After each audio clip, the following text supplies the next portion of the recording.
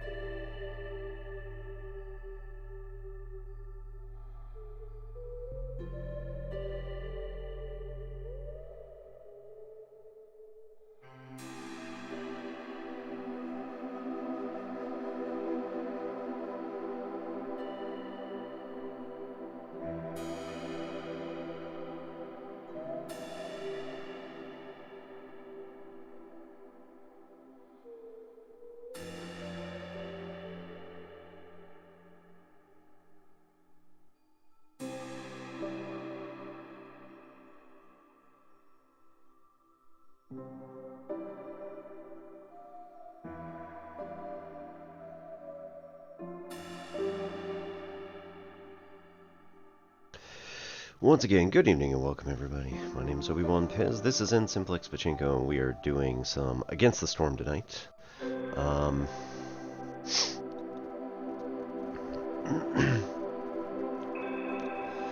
Let's see. It's been like a month, so we have to reorient ourselves to whatever we had here and remind ourselves what we were doing. So currently we have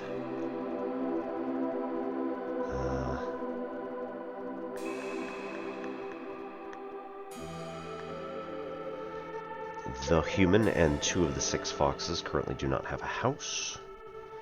This is a human house, so we're going to have that one done. And then the fox houses require crystals, so that's not particularly going to help. Gonna take some time before we get that. In the meantime, where are the other 4 living?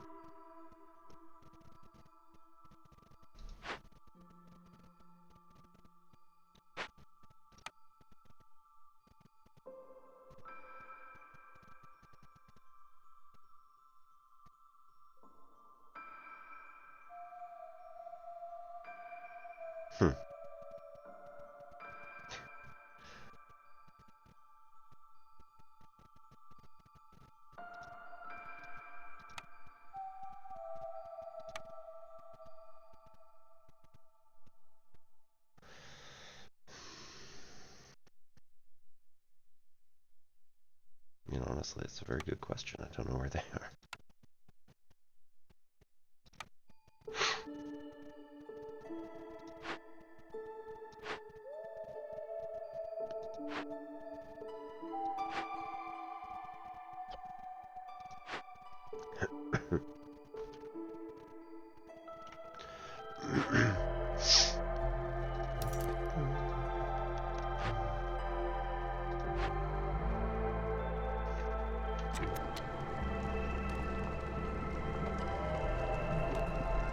Oh.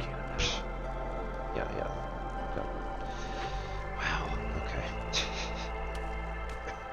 Okay, so I got 2 of them built, got 1 more that we need to go get, and the trees actually have the crystallized dew. Yeah, crystallized dew in them, so we just have to find it. It's the muscle sprout trees.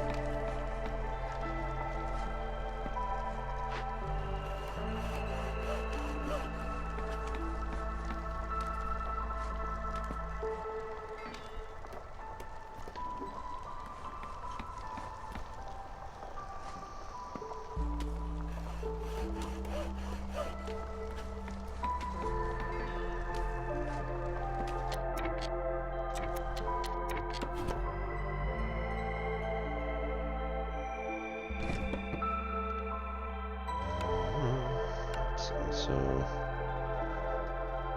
get this all the way across, and it leaves 1 space in back of the hearth, but you know what? It'll be okay. Hey, Famished, we're doing alright. Hanging out in the Blightstorm area, seeing how things go. Math Pun, good evening. Welcome on in.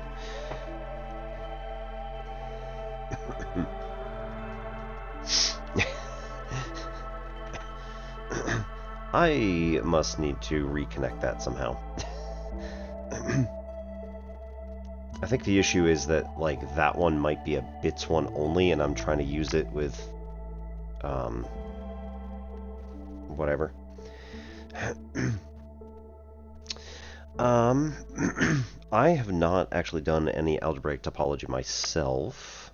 My spouse took it, and we have a textbook, you know, her textbook from, topology, but you know, that was the senior level beginner course. No, I don't think it's Blurp having issues. I think it's that I have connected it to the wrong one, or rather, it got moved under my feet, and went from being free, i.e. channel points, to being paid, i.e. bits only.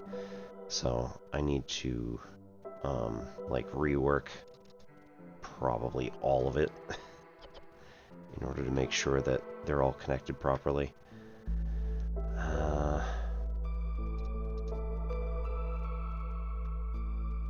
But seeing as that is my fault and not yours.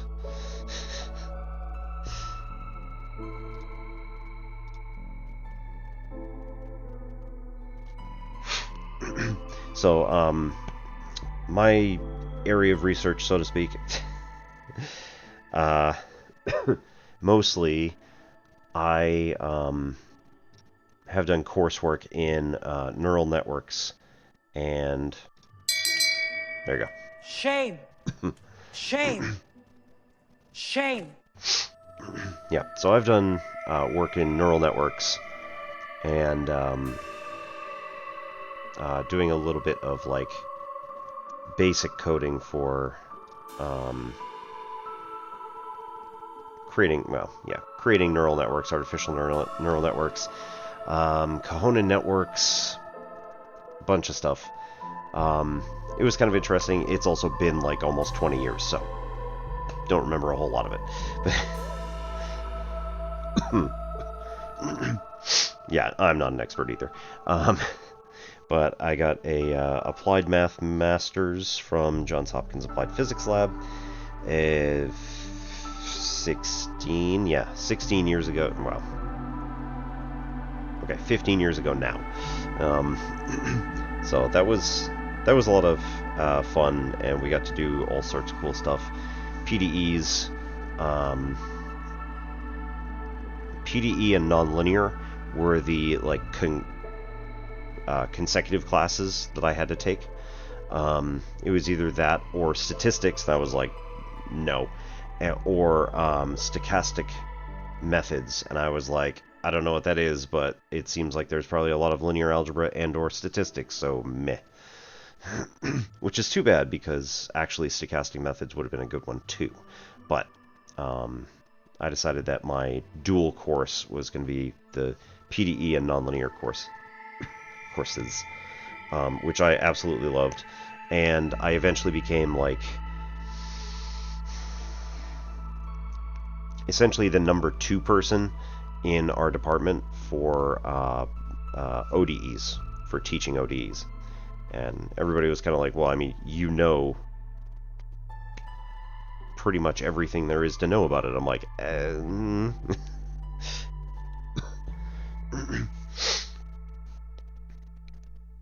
stochastic calculus, financial math.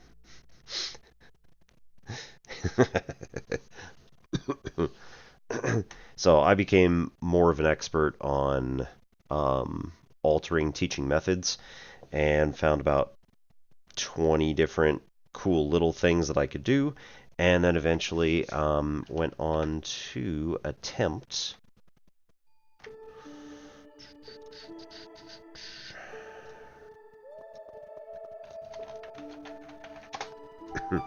if you go to the nSimplex Pachinko 6542 channel on YouTube, there is a series entitled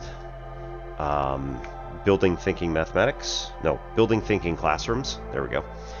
And I, in my last year and a half, learned a whole bunch of stuff about Peter Liljedahl's Building Thinking Classrooms model, and tried to apply it to my classrooms with mixed success. I found it to be a lot of what I was doing anyway, but like instead of doing, oh, I learned about this in this one training session I did last semester. Oh, I learned about this in this other training session I took last semester. So let's like bring them together at the same time. And very hand wavy, as you can tell. Building Thinking Classrooms was very much, here's how to bring it all together and make sure that you can actually do it. And so there's a lot of discussion of teaching methods. I also have a discussion with Zach from, oh yes, you know, E to the 2i pi.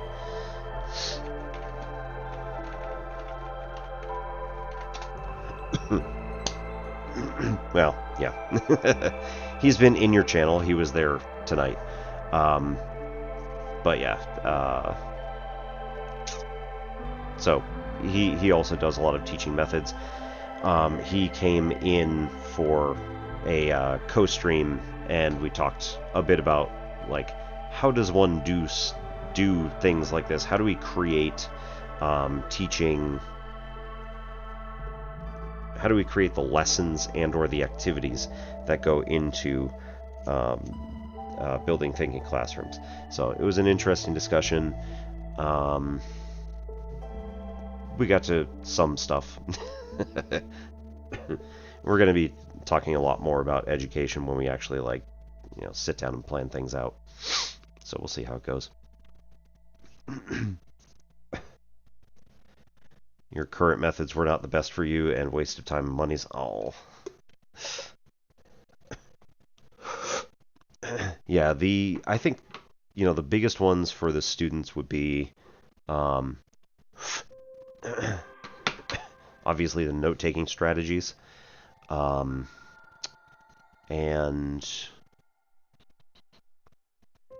if we, as teachers, were to take the culture in the classroom and, much more intentionally shift it over to, we're not going to just do this whole question and answer thing. I'm not going to just write a bunch of stuff on the board and have you copy it, but rather this is going to be we're going to have a culture of collaboration, and that I am offering you opportunities to learn this material. It is up to you to take them. Yeah, everybody does learn differently, so it really does not work to stand at the front of the classroom and talk at them, because they eventually don't listen.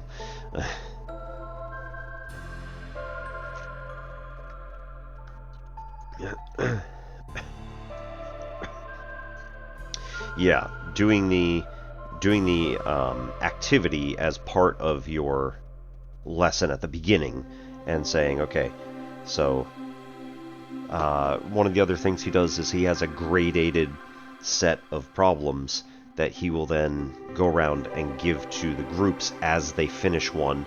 He gives them the next one that he thinks that they are ready for. And so it was... He did a bunch of research on this over 15 years with 400 different teachers from the US and Canada. So this was the culmination of all of this hard work. Came out with the book in 2021, I think. And my book is currently in another educator's house, because I was like, I don't know if you might be interested in this, and he was like, absolutely. So we're going to have some discussions once he actually reads it.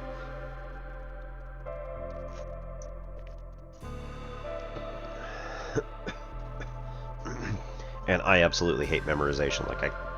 I can't do it myself, and also I don't find it a worthwhile activity, so...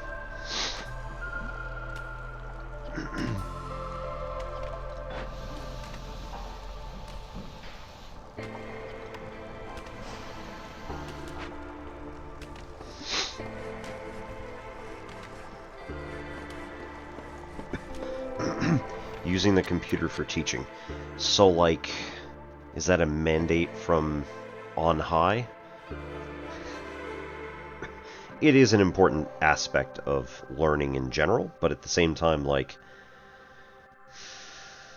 if you can do it, if you can do the major part of teaching without the computer, and then,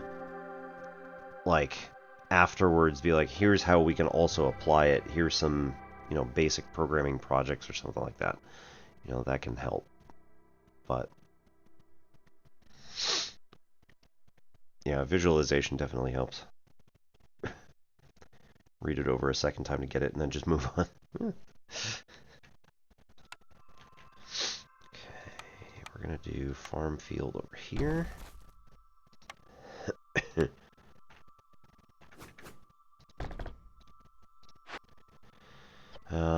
Break open. We don't have any of this, so meh. 6 tools, which we definitely don't have.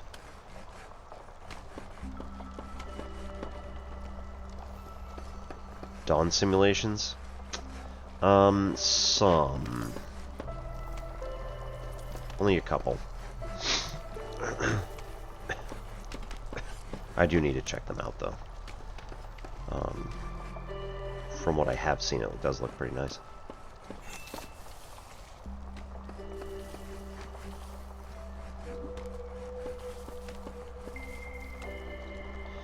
Nice. Everybody's housed before the storm. And, let's see. Math Pond, what do you go by?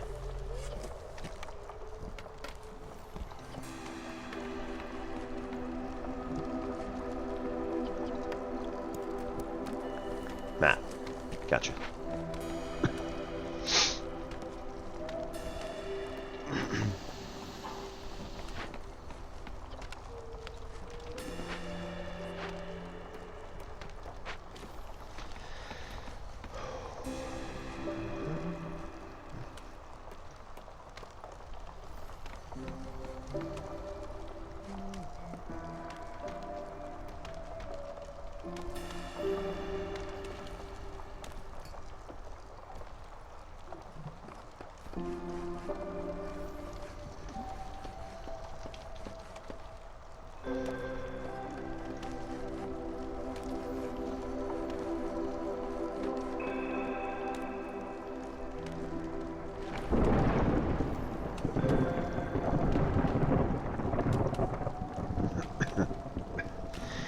Yeah, so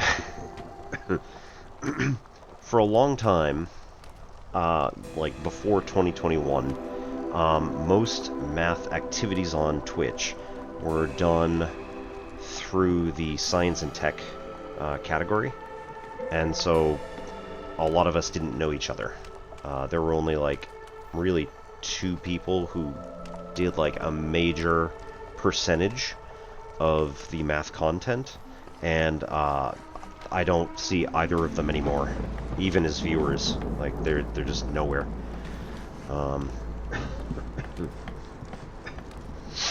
Which is really too bad. Okay, I'm gonna prioritize this.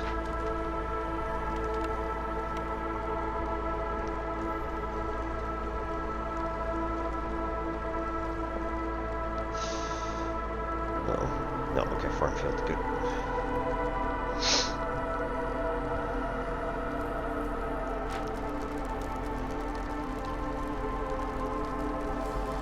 Oh, that's not good. We got no fuel. Back down to wood only. Crap.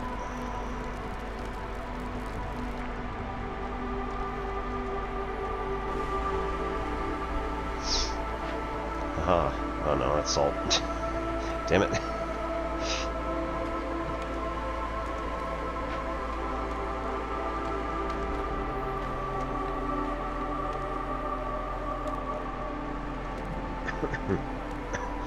Yep. Yeah. And in 2021, I basically insisted on using the math channel, which technically is for a game just called math. But like nobody uses it, so I was like, I'm just going to use this channel, or I'm going to use this category, and then people started coming. And then a few other people were like, oh yeah, let's also do this. And then a few more people also did it on their own without me, but I never saw them until about 2020, 2022, I guess, when a number of them came into my channel, and I didn't even know that they were streamers. So that was Zach and Penn. Penn Center, mostly.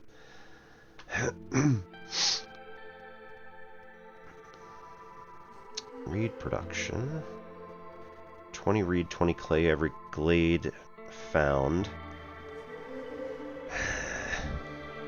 Yeah, we're doing exploration contract, because I like that a lot.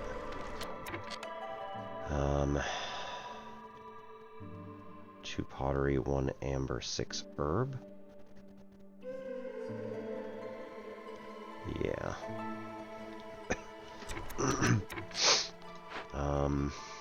see, 59 food.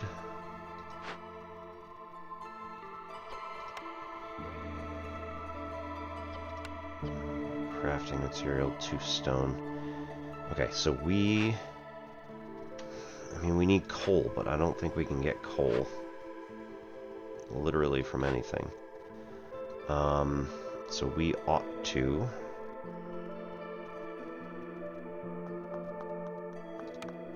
get a trading post.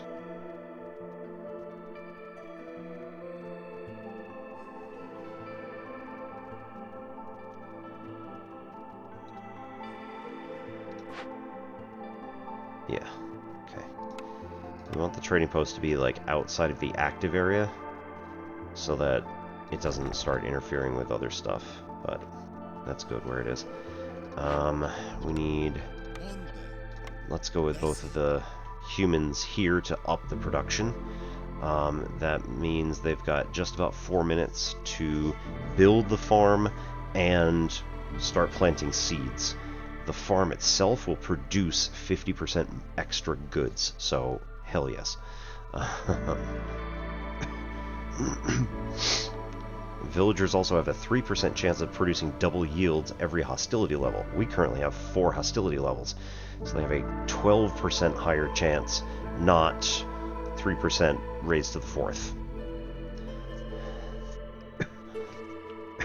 Used to work at a hedge fund.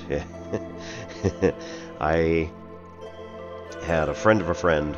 The guy was over at our house and he was telling us about this other woman who worked for a hedge fund, and he was like, yeah, she did something with the microsecond transactions, ended up making so much money for her company that they gave her $1 million as a bonus, and then she was like, I feel dirty, and left. I was like, ooh. Yeah, sounds about right.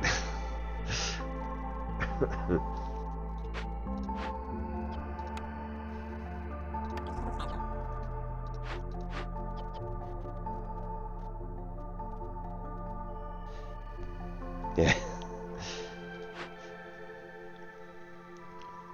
But she was one of those, like, you know, Harvard students who did super well with the programming boom.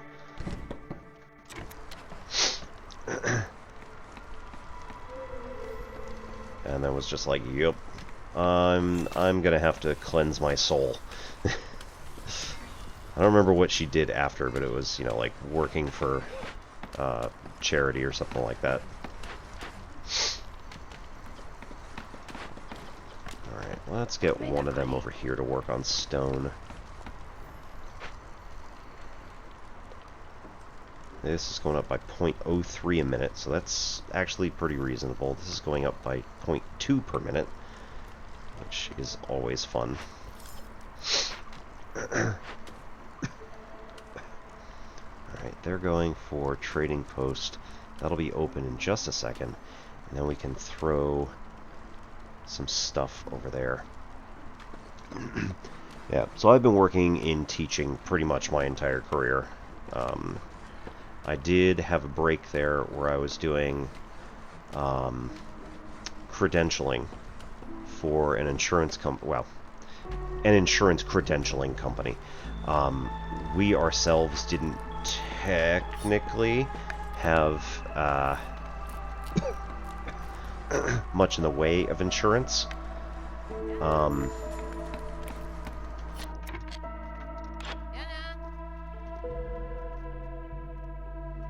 Traders arrive faster. For every 10 units of fish and scales produced, gain +1 to bait production. Global production food production speed by 20%. Good one. +3 to coats production. I like that, but we don't have coats currently. At least I don't think we do.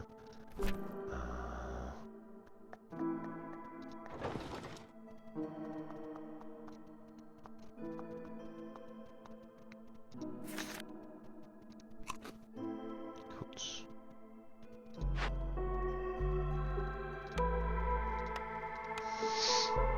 Yeah, no.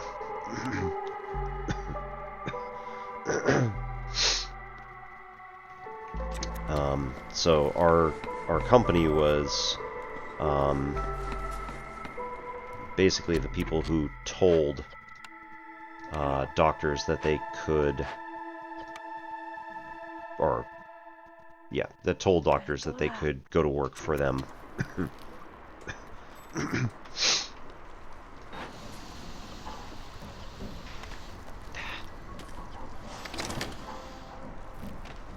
15 bricks, alright, that's enough for a little bit. And then we're gonna get some wheat out of this, so we'll be able to make flour pretty soon, which is pretty lucrative.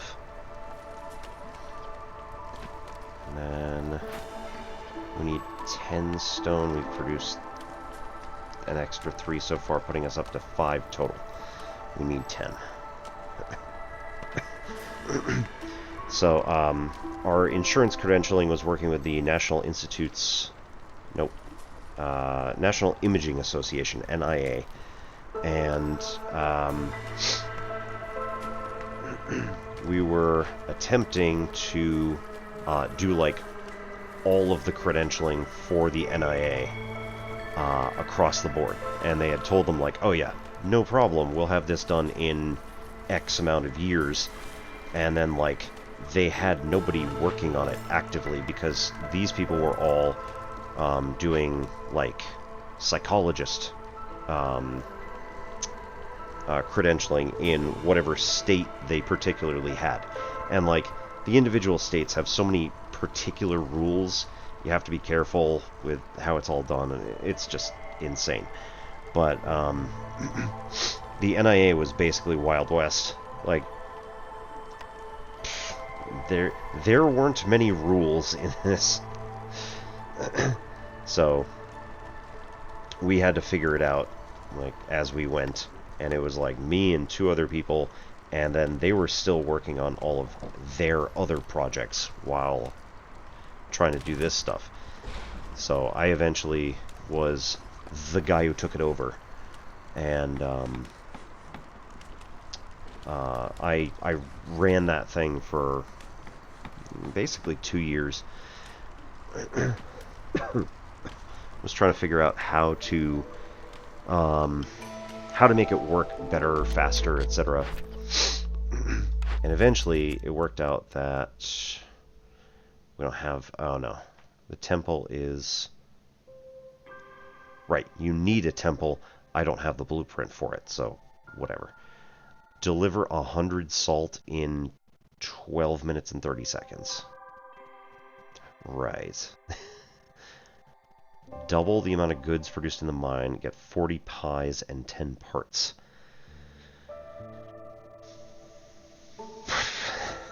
Might be worth the risk.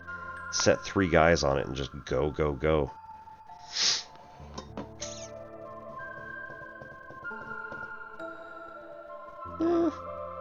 Sure, why not? Because the middle one's not going to happen until I get a temple, and the first one's not going to happen until I get ale and some way to distribute it. So that's a long way off.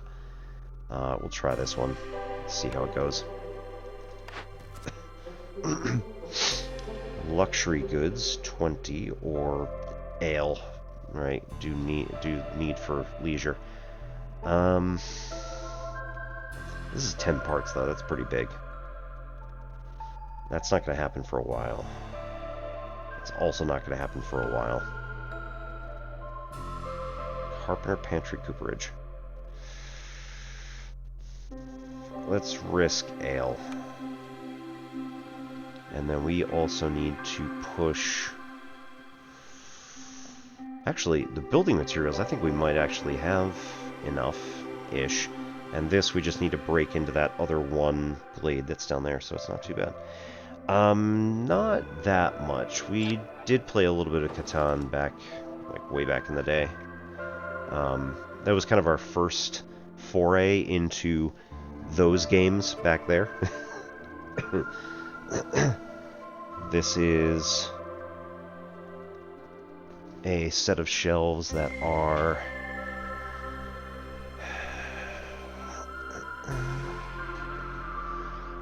about 5 feet long and stacked almost 7 feet high,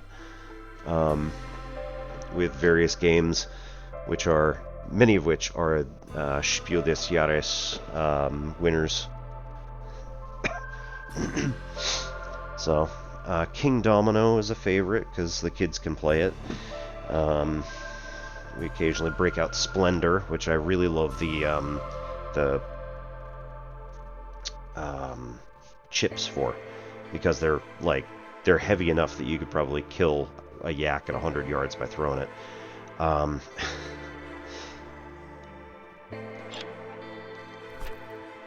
There's all sorts of good stuff.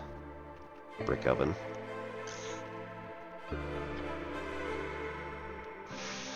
Ooh, yeah. Humans are so close. We just need 6 more of them. Ooh, we can get 4 people. There's only 60 though. Oh no. Oh no. Okay, yes, we could do this. So we have like a ton of planks. We still have 52 planks. That's awesome. Okay. Increase production speed by 50%, and a deeper mine has 75 salt, which puts us up to 135. We only need 100. We're going to go that way.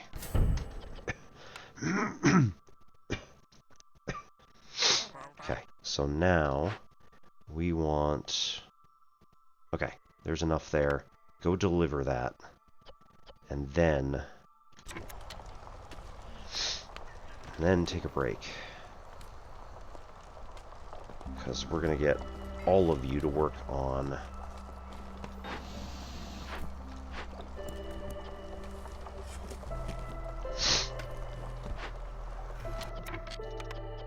I know. Cuts down their, synergy. There we go. Okay. Alright, have a good night. Got into chess in the last couple of years, yeah. I have since realized that there is a really great strategy for me to try, because I can't do the, like, Magnus Carlsen ridiculous study everything. And that is play like Alpha Go, or Alpha Zero, which is basically maximize the number of possible moves that you have on the board. And think ahead as best you can. Yeah, nice to meet you too, Matt. Good luck. We'll catch you next time. We usually do math on Mondays and Wednesdays, and then do gaming stuff the rest of the week whenever we feel like it, but typically Tuesday, Friday. We've been skipping our typical Sunday sessions, so that means no Satisfactory, because I have been GMing Titan's Grave, The Ashes of Volcana, and I come back rather tired. Anyway, Tuesday, Friday, nice. Righto, have fun, see you later. Thanks for coming. Let's see. Okay, got everybody in. +5 resolve. I think also increases their other ability? I don't remember.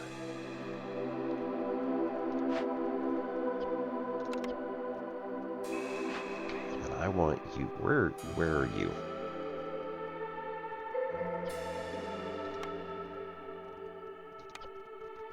Oh, Alright, whatever. That was her. She doesn't work there anymore. Alright, she is currently a builder. We're also going to build another fox house here. Ah, and we have space for it. Excellent.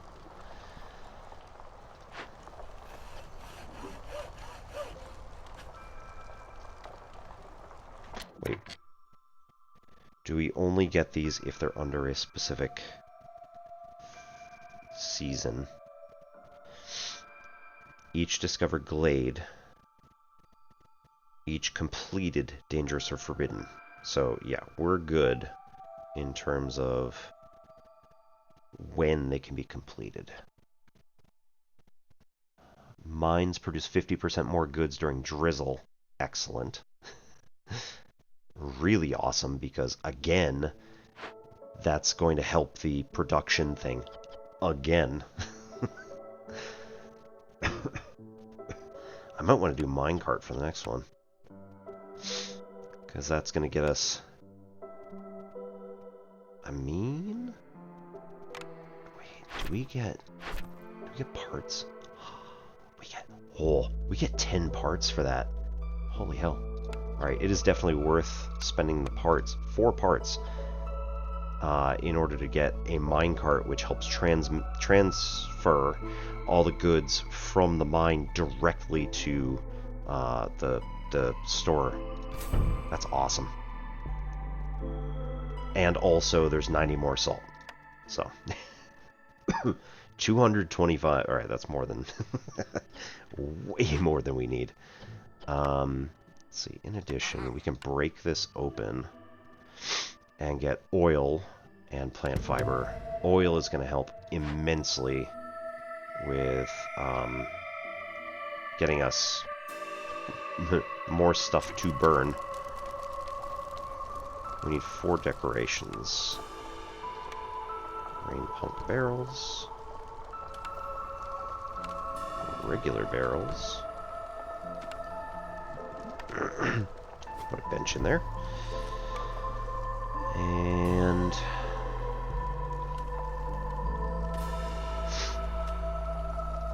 pipe.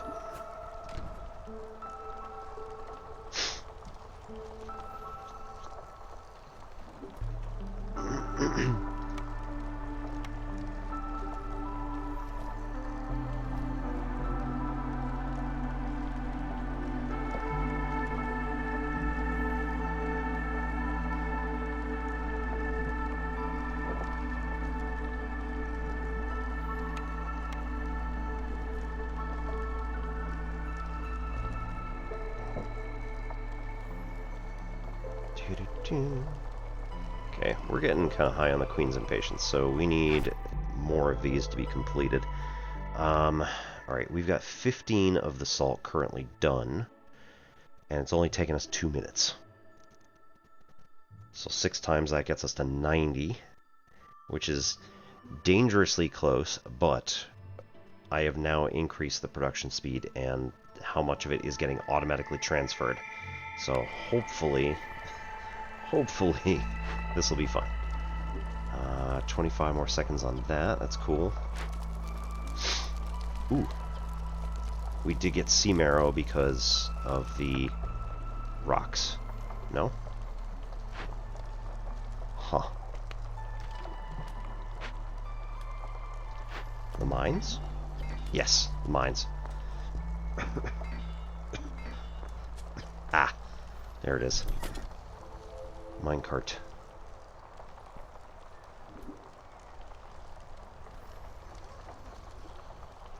How much do you take? 2. Well, certainly better than nothing. Okay.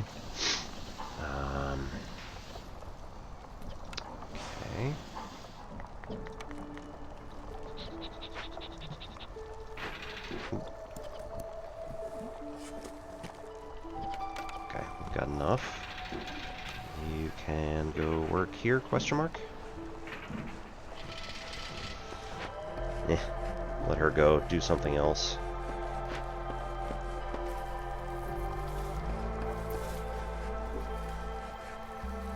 "45 seconds. Come on, guys. Get that food."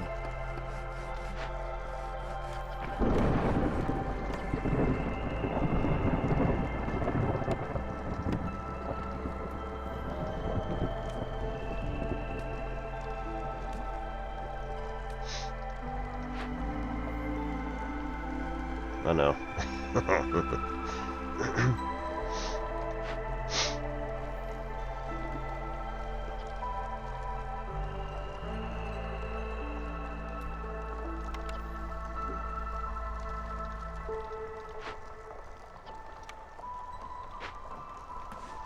Alright, prioritize building the house. Because he's the only person who's homeless at the moment. Which, harsh. Yes, there we go. 0. Come on, man, 0. There we go. 0 homeless. Alright, dropping to 11 instead of 10. Excellent. 38 salt. It has been 4 minutes. We're above 33, so we're going to make it.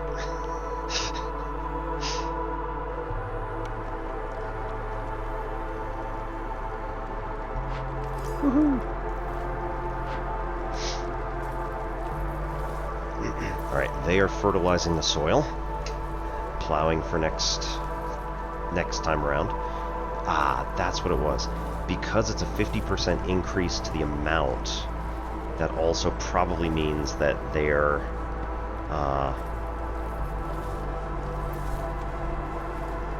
hang on.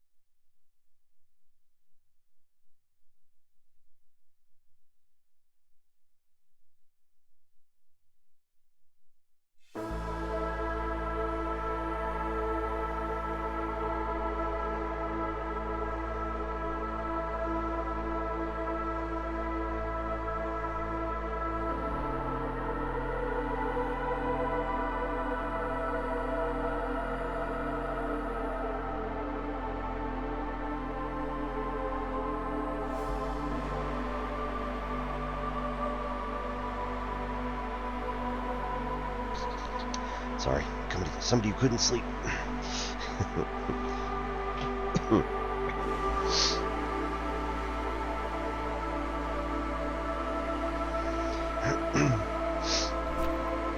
Okay, so one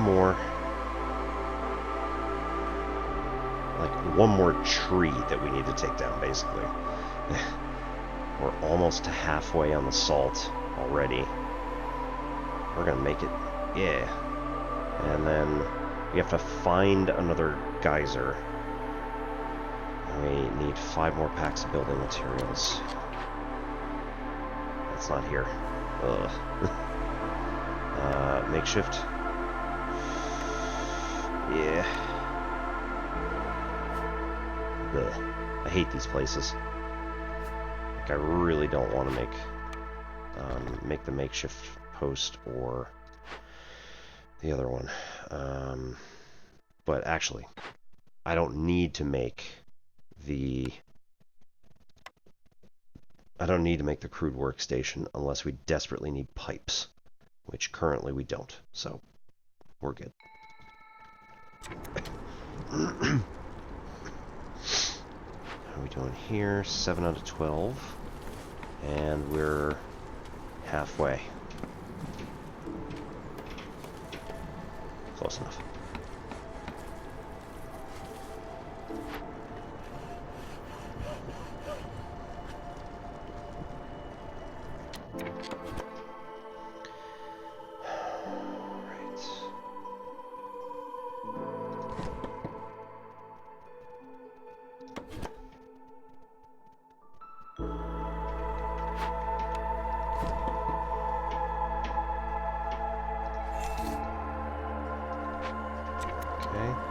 Move it down there a little bit, much closer.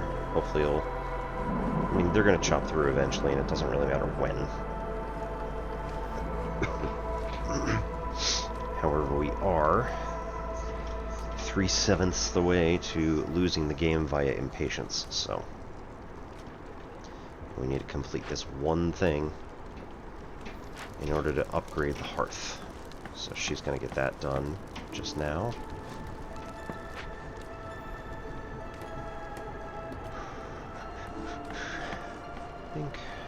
Woo. So everybody's resolve just went up a little bit, and then we get another bunch of resolve there. Woo. Thank you for the follow. Welcome and good evening. Hope you're having a lovely day. Okay. We have... Ooh, yes please. Over diligent workers. This is an awesome one. Especially for what we've got right now.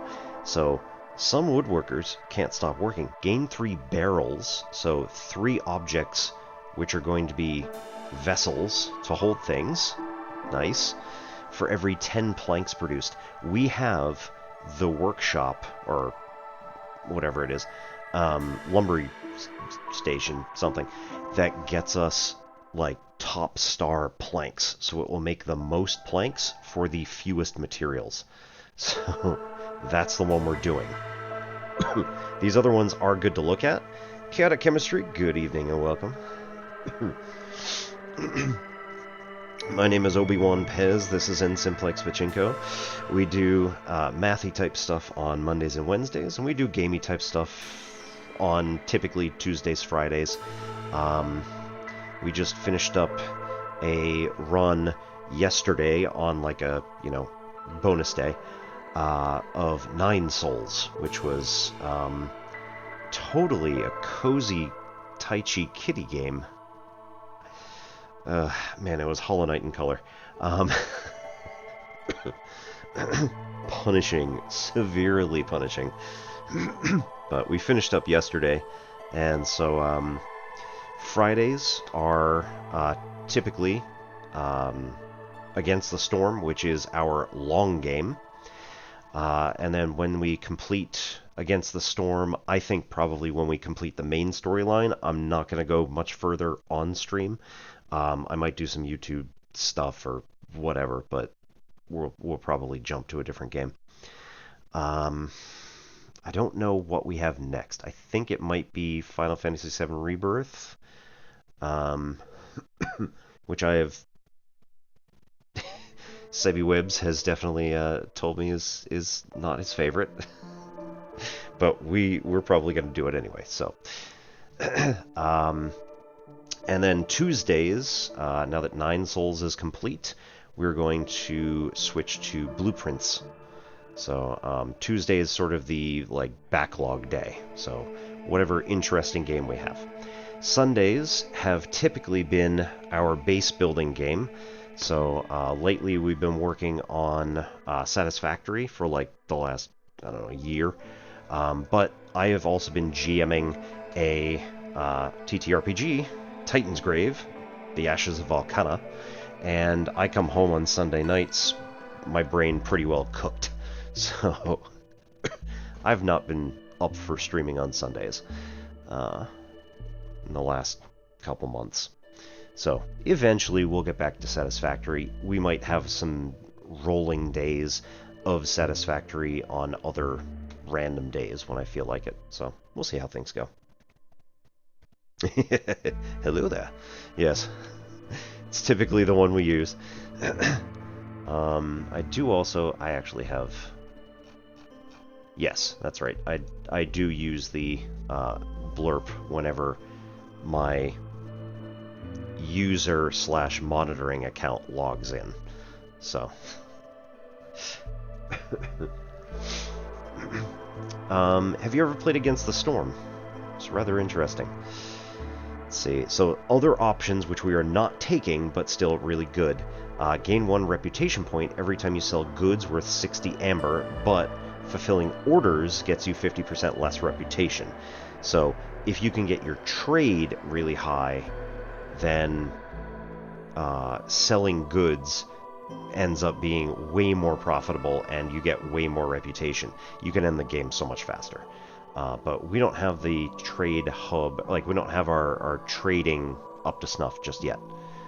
Rich glades, +5 for small nodes, so all of the goods that you find in the glades. The small glades have +5, and the nodes have +5 for small ones and +15 for large ones. Pretty good. And market shift plan. Every neighboring town offers +2 more trade routes, but no trader will arrive in your settlement until you complete at least 3 of them. So you have to have all the goods ready to go or be able to manufacture some cool stuff in order to send these orders out. Every town offers 2 extra trade routes. Currently we have 3 neighboring towns, so there will be an extra 6 for a total of 12 at the moment. 12 trade routes that you can choose to complete, and they rotate through every few minutes. But we're going for over-diligent workers because we have a crap ton of planks that we can produce right here at the lumber mill. There we go. We have to spend 3 wood in order to get 2 planks. And that number of planks is going to go up pretty soon because once we get the building materials up, we get an extra +1 permanent to plank production, which is going to be awesome. Okay, our salt production currently is at 53 out of the 100 required. We only have 6.5 minutes to do it, but we are more than halfway, so good times. What is my favorite math subject topic to study and teach? Yeah, I mean, that's a good question.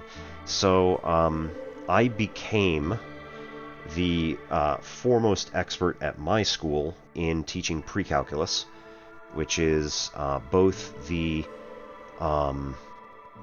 functions and trig classes. So both halves of that class were basically mine, and I learned how to teach them in both the full semester and in the half semester amounts. So we could end up teaching a 5-credit class that got both functions and trig, or or 2 3-credit classes which were functions and trigonometry. So we went both ways. Like I said, I was kind of the foremost expert in doing that by the time I left, which was 15 years into my tenure.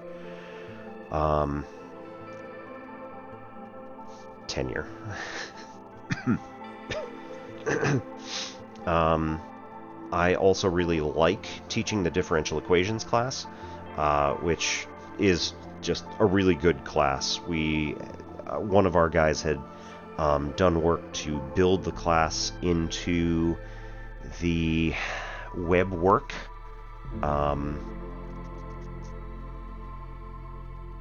Like Mathematical Association of America owned WebWork, which was basically this kind of crappy platform, but it allowed you to just do practically anything you wanted with it.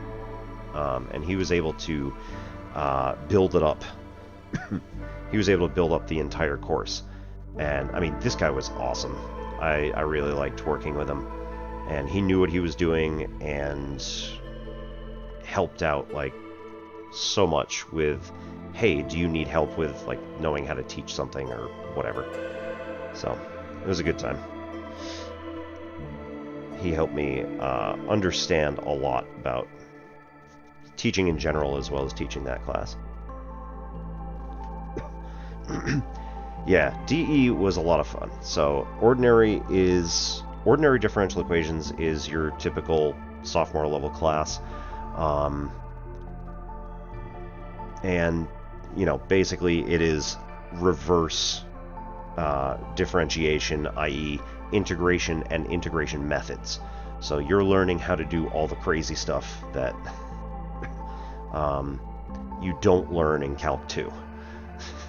Like, how can you basically know what kinds of problems you're able to complete? Calc 2, I find kind of a hodgepodge smattering in a lot of schools. And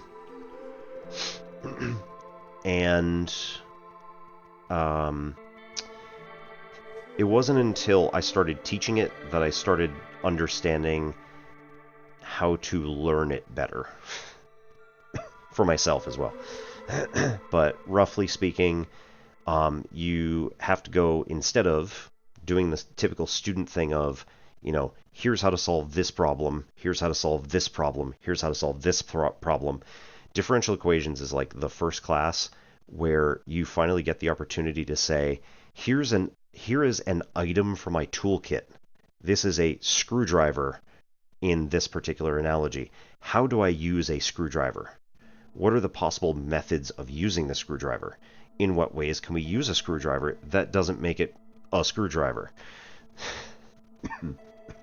It is a flathead screwdriver is a small lever. It's not a very good one, but it works. And in the same way, like, doing this particular method within differential equations works really great on this stuff, not so great on this stuff, and not at all on this stuff. And when you start doing the classification, that's when it really starts clicking, at least for me, that, we should start working on, like, classification of method types rather than looking for the one thing that's going to work on this one problem.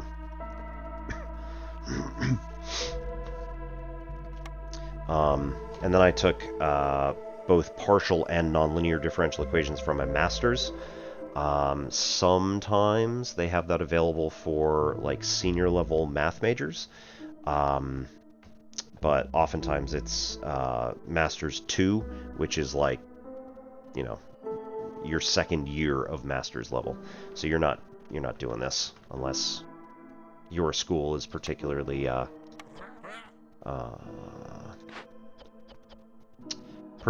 recommends it. Okay, bricks are still there. Fabric is still there. Yeah.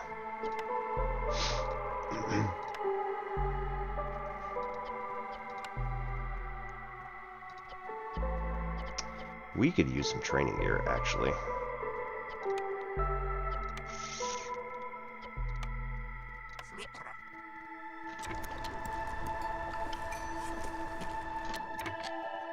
Peoples. 6 pipes or 12 berries, 6 leather, and 6 clay. I think we're going that way. It's 4 people. It's alright. 3 of whom are currently homeless. So we need another human house. Plenty of resources. And another foxkin house. Again.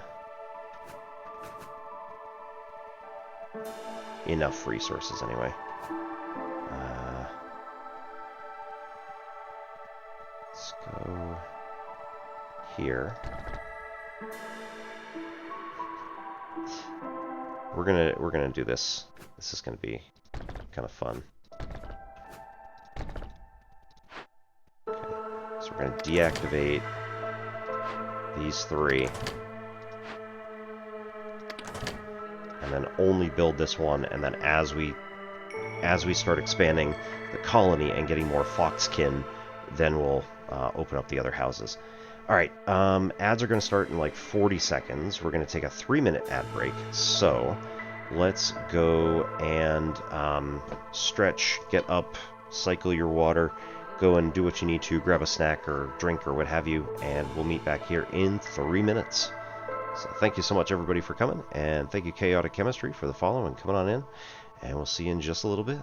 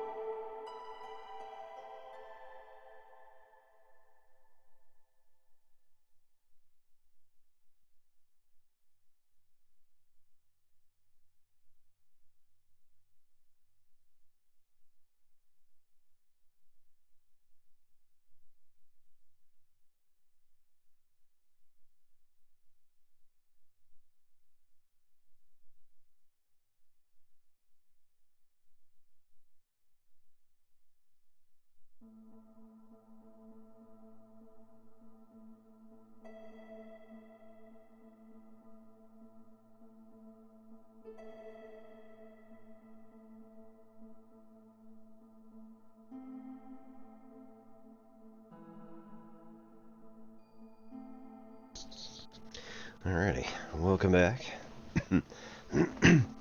So yeah, differential equations is one of my favorites. I was just talking with Math Pond. I don't know if you were here for any of that, but we have our YouTube links here. Obi-Wan Pez is the gaming channel, and Ensimplex Pachinko 6542 is the math channel. So if you go in there, we have playlists for a bunch of stuff. One of them includes a differential equations class that I ran here on Twitch. So we have a number of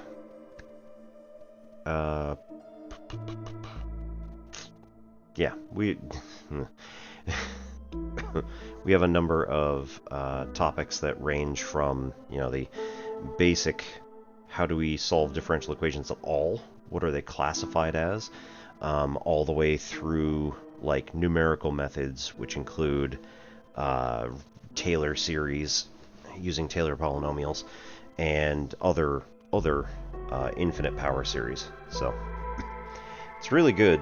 It's basically the same class that I ran in Maryland, and structured in a similar way to a real analysis class that Zach, excuse me, at e to the 2I pi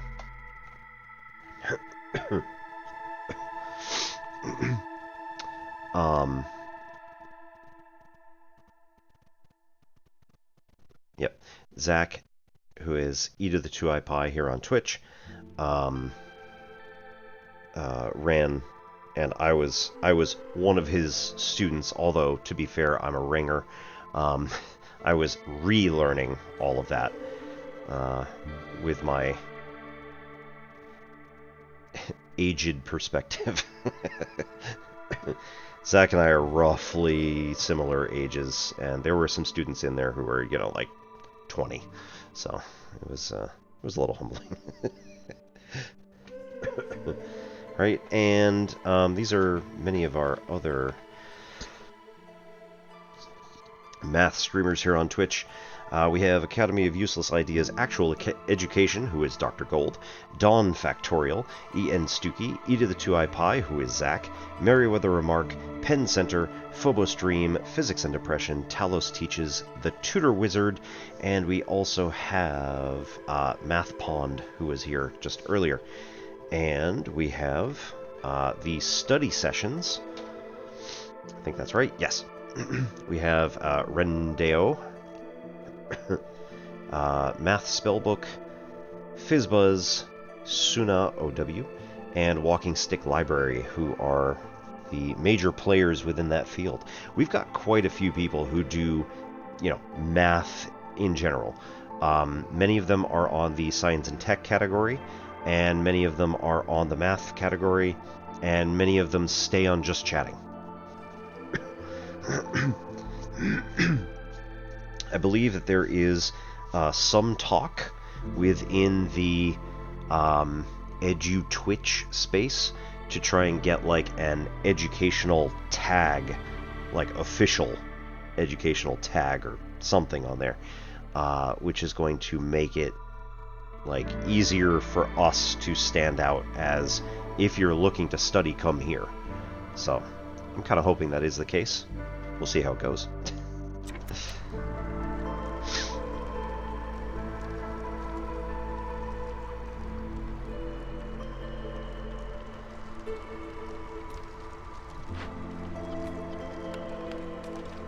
Nice.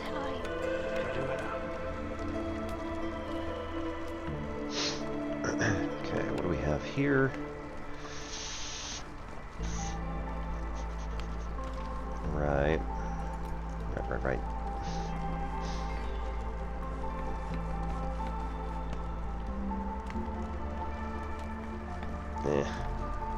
Actually, kind of don't want that there. It's alright. I'll figure it out.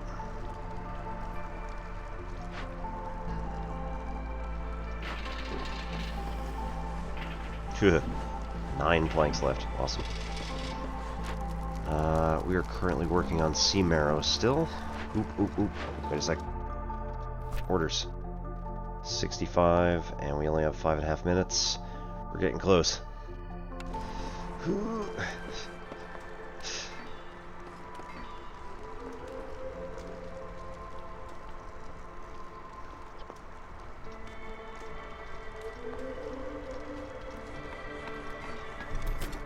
Hey, it's moving 4 now. That's good.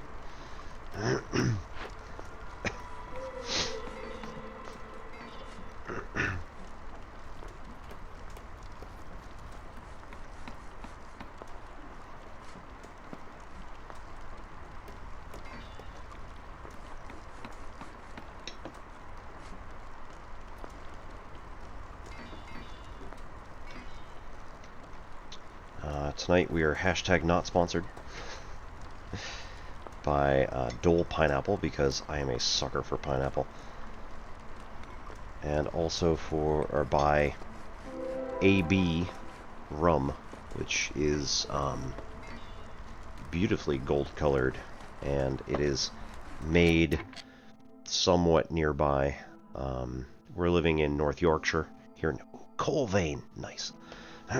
We're living in North Yorkshire in the UK, and there's just some really great like distilleries, breweries, and vineyards, or well, vintners, not really the vineyards so much, who are in this area, and it's really cool being able to see the awesome stuff that's around here. So, you know, buy local as much as we can. Okay, we're going to build drizzle water geyser. That requires 4 pipes, which we have, and 6 planks, which we have.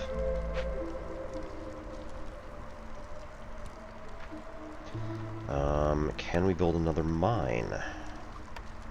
In theory.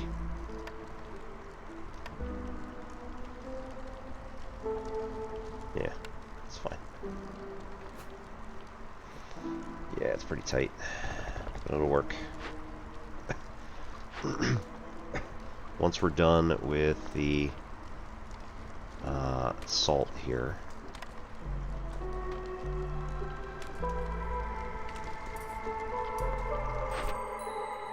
alright, so here we get the second one. Nice! With 3 minutes and 30 seconds to spare, we're going to get that 100 salt in. Okay, now we get a permanent +1 to stone production. So, I believe that that is a bonus. So whenever the people who are in the in the stone space end up producing 1 stone, they tally off one stroke from the node, meaning that they have produced 1 item. However, if we have a permanent +1 to stone production, I believe that this means that the node only ticks down by 1, but we still get 2 stone out of it. So that's awesome. I'm pretty sure that's how that works. On the planks production, that's definitely how it works. So the number that we tick up every time will always be 2, despite the fact that we're still using 3 wood to create those planks. It's now just going, or it is 2. 3 wood produces 2 planks. It'll soon be 3 wood produces 3 planks. So that's awesome. And again, I'm pretty sure here this just means that we can always produce 2 stone, but sometimes we can double the production to 4. Alright, and again, 3 minutes and 30 seconds. We're just going to sit here because this is about to complete.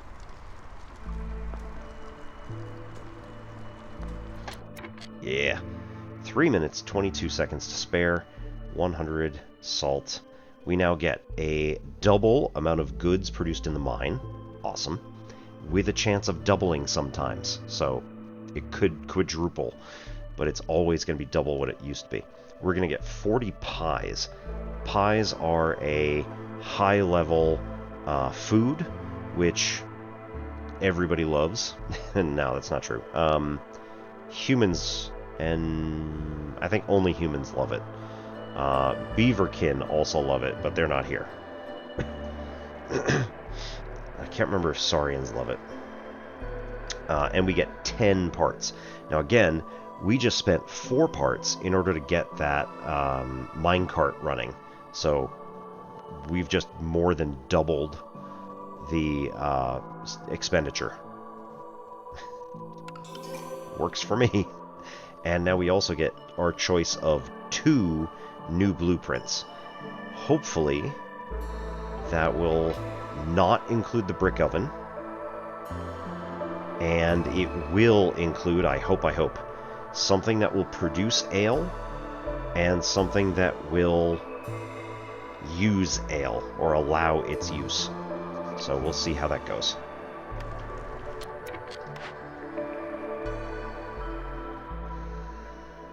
Okay, so we don't. However, we can do packs of provisions. That's the only thing that this is going to be good for. Okay. The foragers camp and the fishing hut are useful if we find large nodes. We have not found any yet, but they are in the dangerous and forbidden areas around us.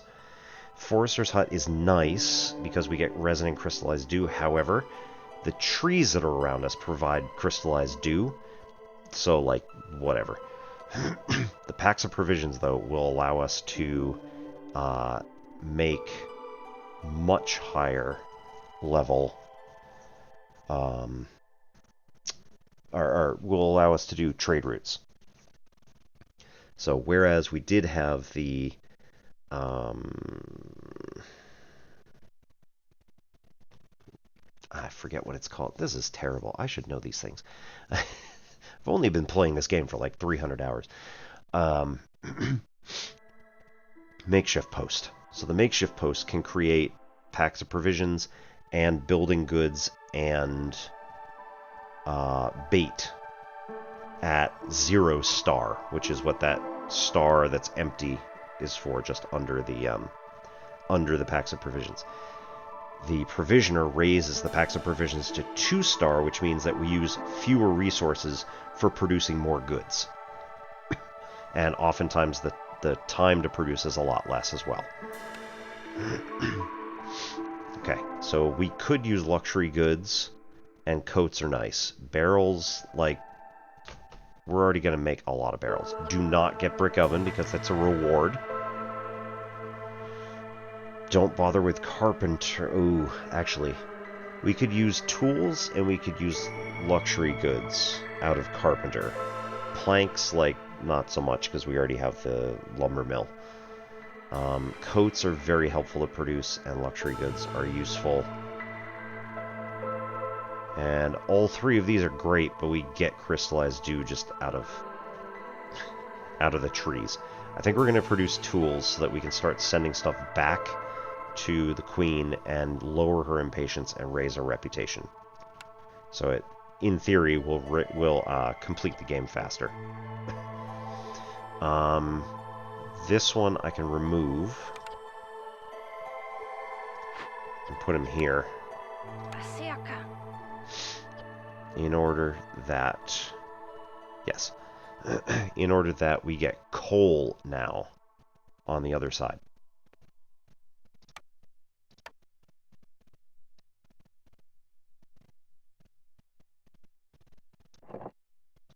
Okay. What's this? Geyser pump. We don't need that. They're bringing that down, so this is okay.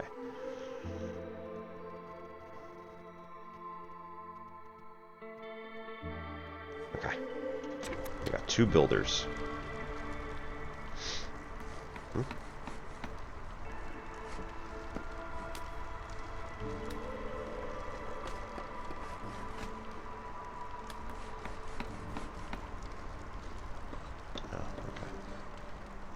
Sorry, my phone is like delay charging or something. Haven't seen that before. Alright, we're going to put in an automaton, which means we need 2 more pipes. We can only get those from the crude workstation, which we have not built. That's alright. Let's do fabric for now. For the building materials, we only need 5. Get a human in there. And then lose the packs of provisions and the packs of crops. Because we're not going to use them.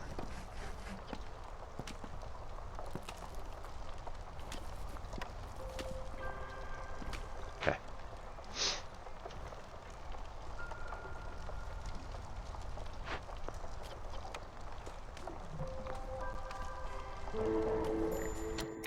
Sother the Ancient. Who may also just have... Yeah, unfortunately.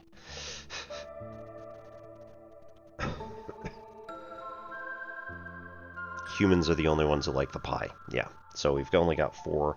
We've only got 4 humans here, so it's not really a big deal.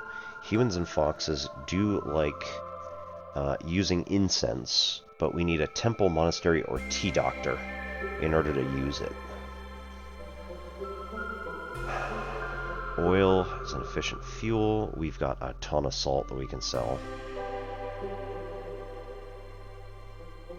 It's only worth 460 though. It's not much.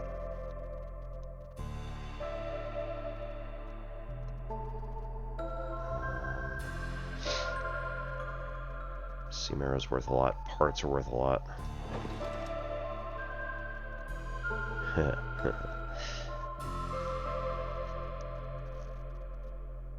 It's not very good. Okay. Alright, we've just made our second geyser pump, so we're gonna get... Oh! We get 5 pipes. So there's that problem solved. We also get 30 clay, so we're gonna be able to build... whatever the other thing was that I was always hemming and hawing about.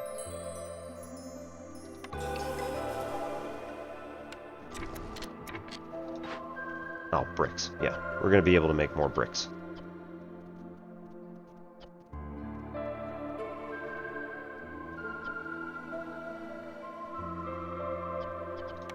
Okay. Yeah, add another human.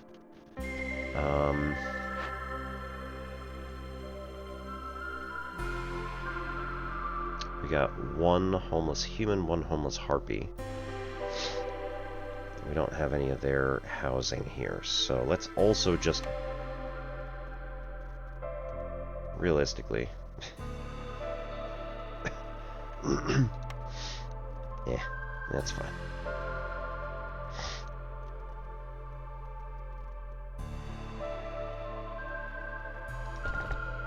That's a human. And we need a harpy house. Put those in there. Cool. 2 humans running the food over there. Again, bounties are all up by 50%.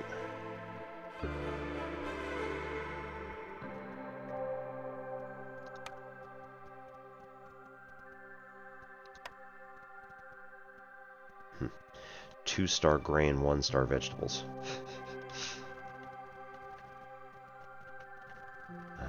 Let's see. So, it takes 30 seconds for harvesting, yeah. For each individual location. There are 12, so it should take 30 seconds. There are 12, so it should take 6 minutes. But there are 2 of them, so 3 minutes. Okay. Just barely get it done in the amount of time we need. Oh, right. We needed pipes for this guy. We've got pipes now. And 1 wildfire essence. This automaton now automatically produces rain. Or the drizzle water that we need to make tea and soups. So, we've already got clearance water, which is useful, but now we also get drizzle water. There is also storm water, but we don't have a storm geyser, so we don't have anything there. But eventually, we'll get it. Let's see.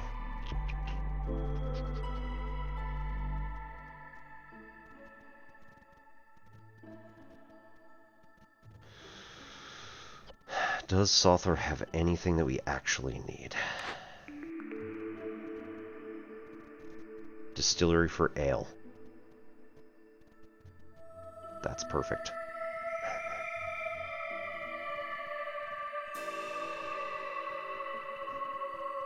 We could really use the bakery though, because now we have flour.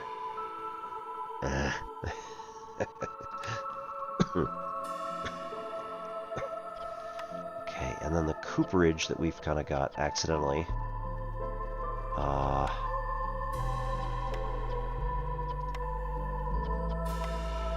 Yeah, there we go. Alright, we got 3 barrels.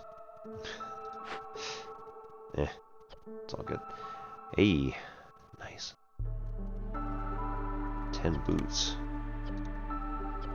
We'll also use scales in case we ever get scales. It's 43 scales. Nice. Once we complete this remaining 19 charges, then all of those goods come back. So we need to also, realistically, up the amount of people who are in here.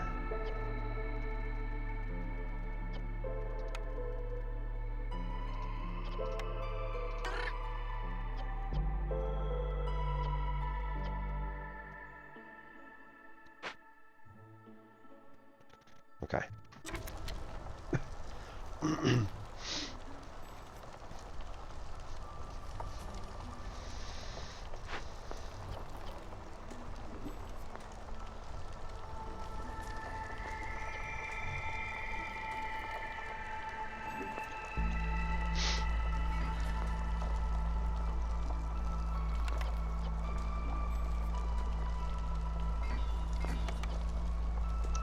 Those two are going to go and instead get coal.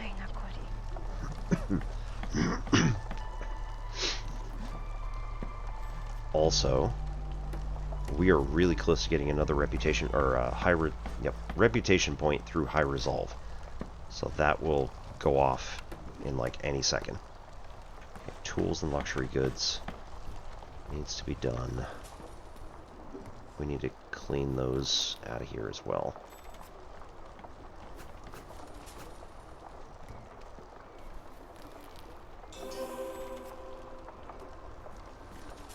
Can't see what's back here.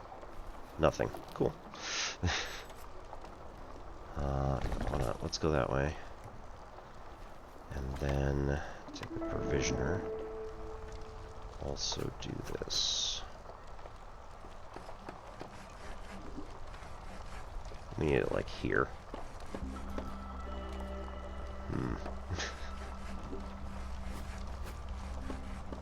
I don't like the placement. It's not going to go well. You know what? Let's move this house to here. And then put the provisioner in that hole. Yeah. Right, then we flip that back around. There.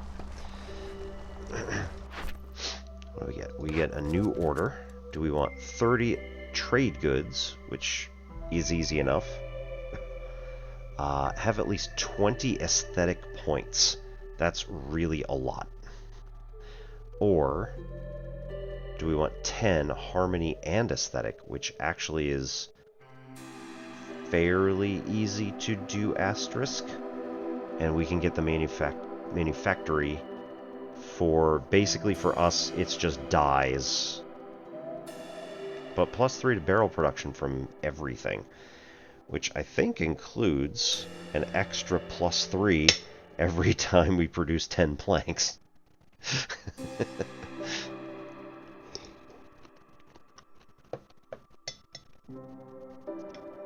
So that may very well be a +6 barrels every time we produce 10 planks. You know, again, I'm reminded that this almost seems worth it just to try it.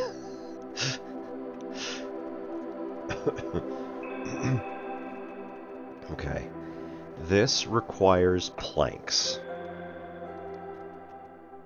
We should have enough people to take people off of stuff and make more planks, if necessary.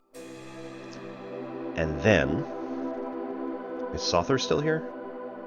He might have left. Ooh. If Sother's still here, we can do it. And then Harmony, I forget what they need. What kinds of goods they need. Let's try it. Screw it. Ah, he left. Alright. 8:55. Alright, so this is going to be over by the time the next one comes. That's too bad. Okay, so we have 7 blanks. We can throw another person in here. It's fine. Foresee.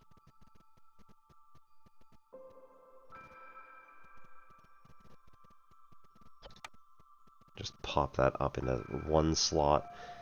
For now, it'll be fine. Okay. So this is going to be... Right. This will be 4 to create that. These are like 1 each. Yeah, that's not a real problem. Yeah. So let's do the marble fountain in this corner. Sure. And another one. Like somewhere that's not particularly useful at the moment. Like here. That makes 8.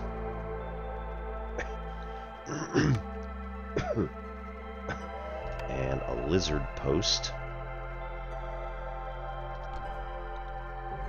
And a fire shrine. Sure. Why not? And then... garden.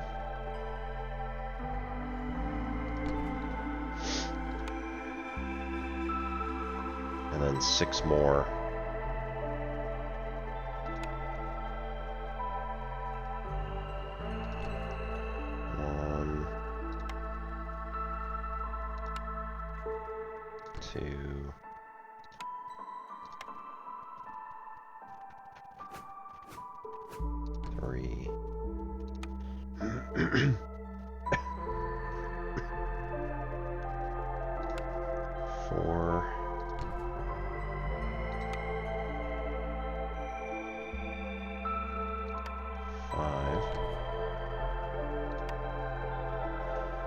Fish mount, also 1.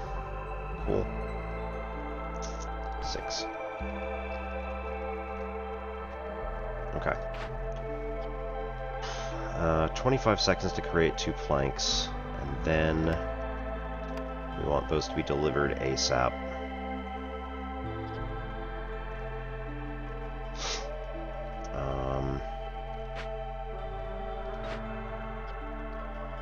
And then other people... Anybody who's not particularly working on stuff right at this exact moment in time.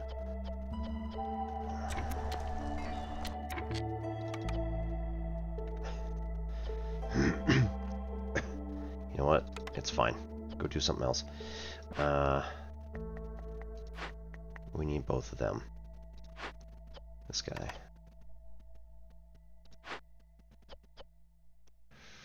How much wood do we actually have? 25? 8 is 16. Ugh. We just put down 20 things. Damn. Ah, there we go.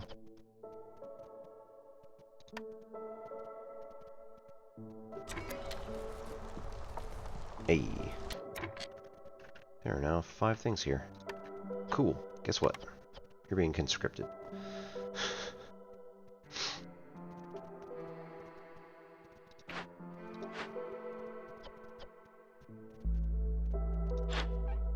Go make stuff.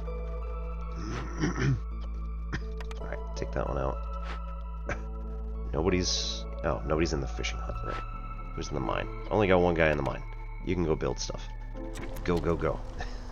It is, in fact, building rush.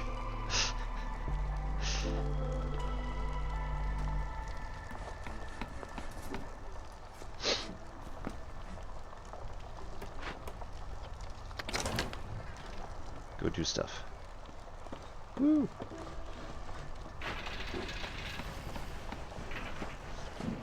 Yeah, we can only use beaverkin as bonuses in that, so,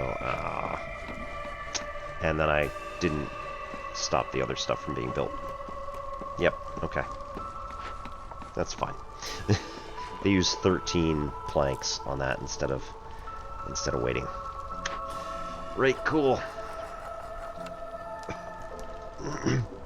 Let's do 20 on this one, and we'll pull 3 of you in here to just specifically build planks.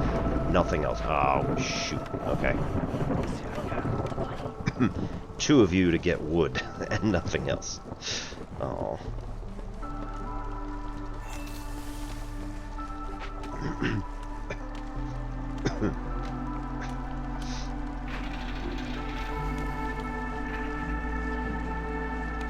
Go. Get more wood.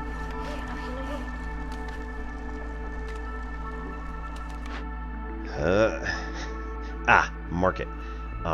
They can now leisure and treatment. So when we get tea, we can make it, or we can give it out here, and leisure, we can get ale here. Or we can bring ale to the market. And then that will be awesome. Damn it. Move this to here. And then we can place the market right in the middle. That is what I need. That needs to not be built yet.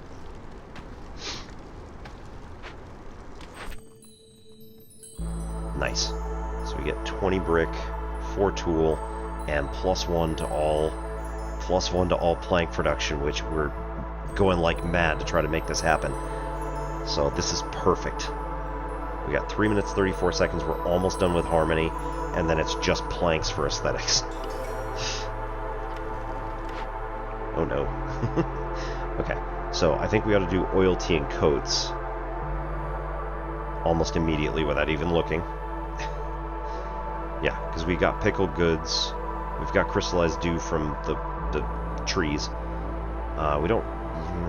We could use jerkies and stuff, but yeah, it's alright. Druid's hut.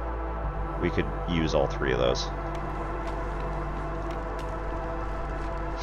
So distillery. Okay. Fire shrine.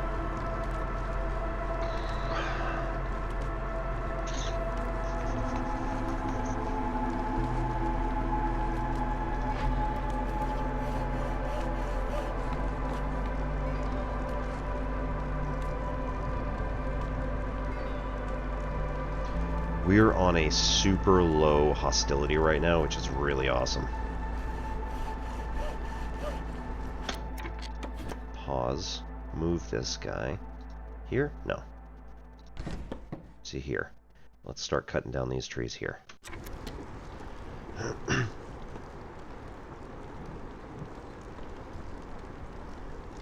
Where are we? 6. Awesome. 2 minutes 49 seconds.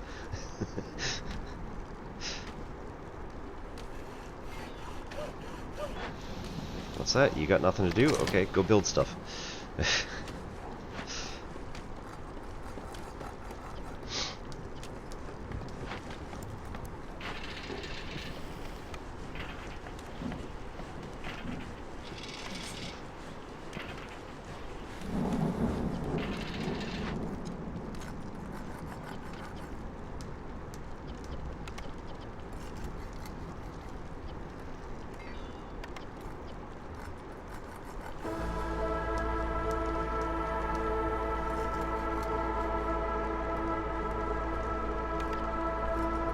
We're good. Yeah, awesome. 2 minutes left. 2 minutes to spare. And we get the manufactory blueprint, as well as 6 wildfire essence, and 3 additional barrels for anytime that stuff is produced. That is bonkers.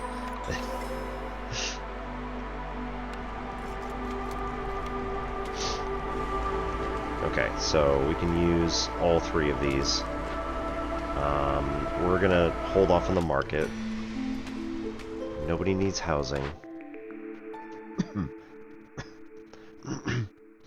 Okay, gain 5 die for every 10 insects produced. Okay. Trade logs. Gain 1 additional active trade route slot. Traders will arrive 25% quicker. I like that.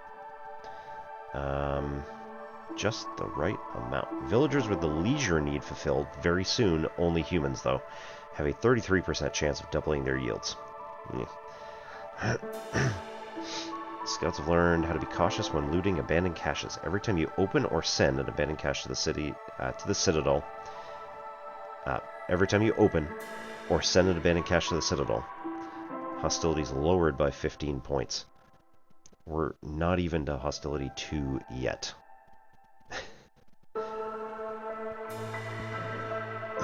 Die extractor. Gain 5 die for every 10 insects produced.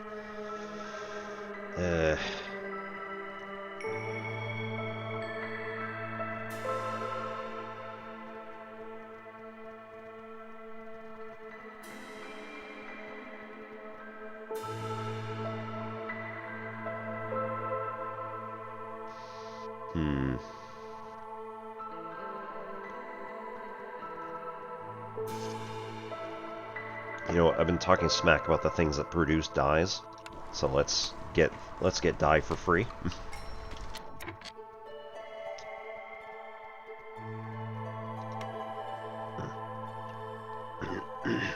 7 coal, 12 stone, and 12 root, or 30 meat.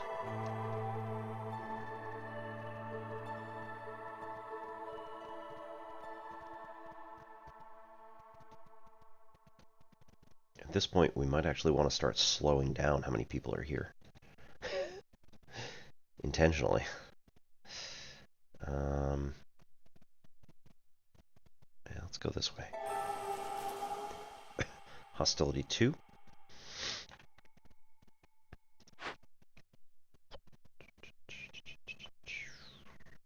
Okay, now I do feel confident that whatever this is, we'll be able to handle it very quickly. Got 7 minutes until Vliss comes back. Got nobody tending the salt mines.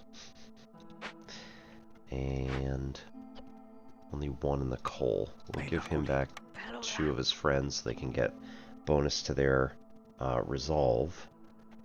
And then here, we still have 3 more, so let's put them together. Bonus to resolve again. Alright, in the mines.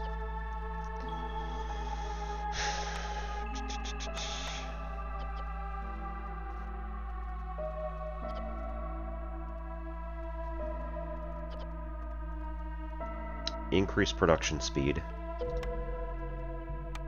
for 15 brick.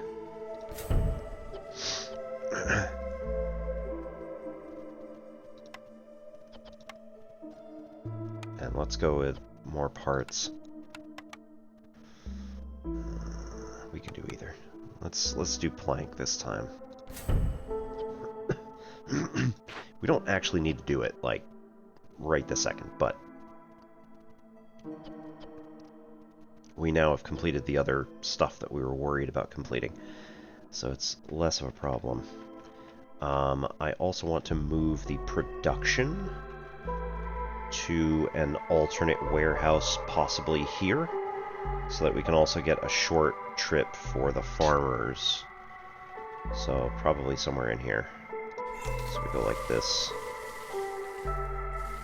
And then we say they're going to cut their way into here eventually. And we just wait for these guys to start hacking through eventually into here. And then eventually we'll move this whole operation over here. We especially want to get this area clear though up here, because that's like, it's kind of prime real estate at the moment.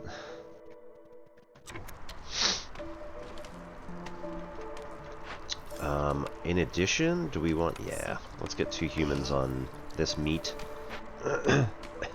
Ooh, actually, wait. Get them on the insects, and then now we have the ability for them to get free dies.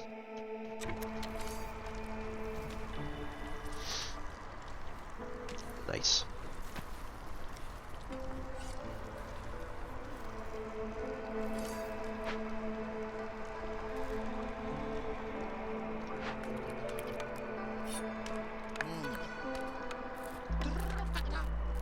Okay, we only have one builder. I don't think we really need much. We also need one human house again.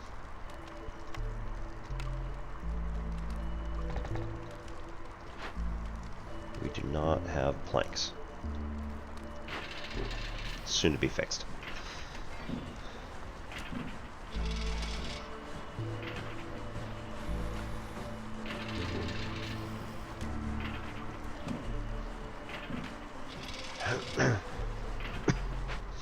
Okay, what else don't we have lined up?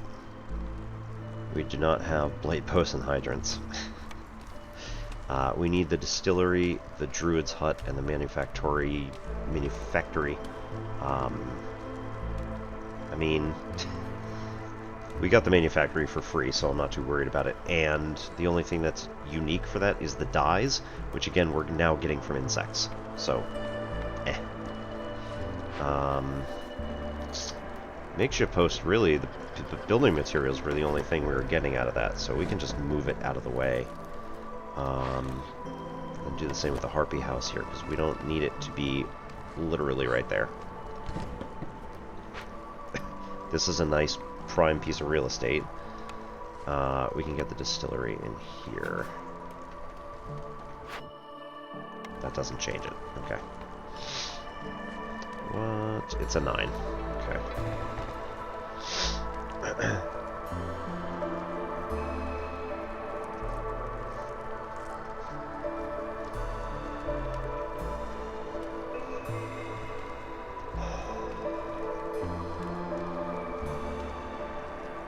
I think we ought to, since we have over 100 stone and nothing to use it on, why don't we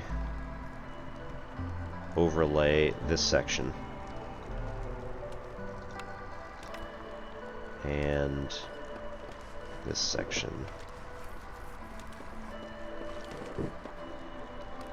This will increase everybody's speed rather tremendously.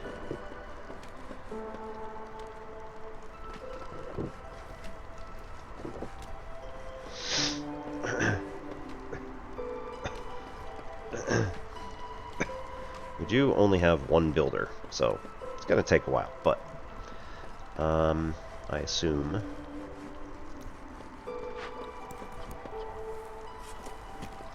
nice.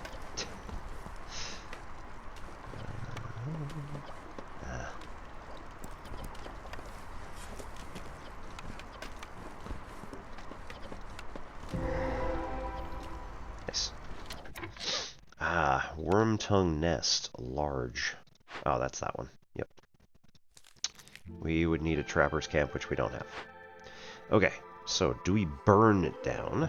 Termite infestation. Harvesting and planting are 50% slower. This effect only is while worked on. Or do we tame them?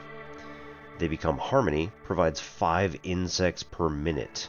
So that's going to get us dyes every 2 minutes. I think we want to go that route. We get a -5 to global resolve while being worked on for 6 parts, because we can do parts.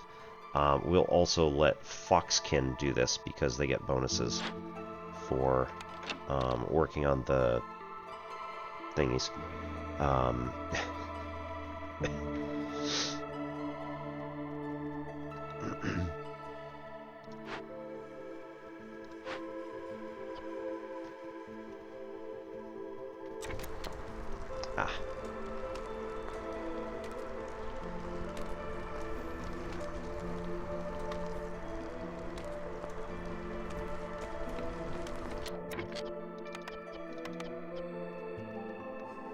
Let them be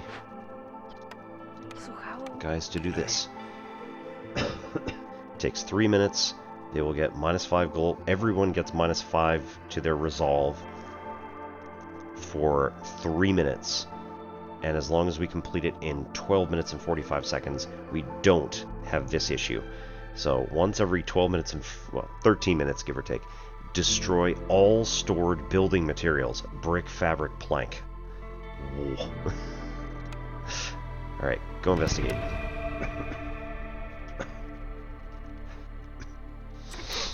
So everybody gets a -5 for 5 minutes.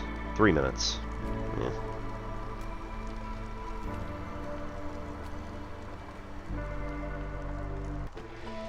Clearance is 4 minutes long, so we've got this.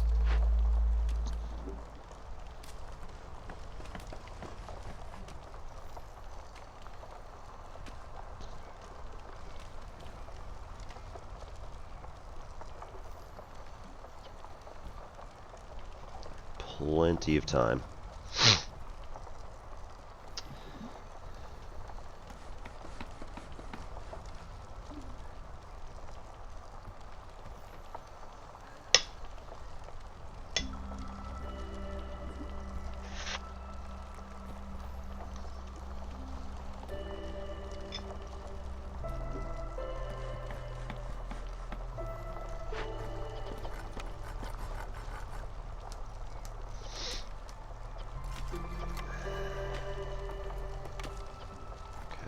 Copper and crystallized due to make tools.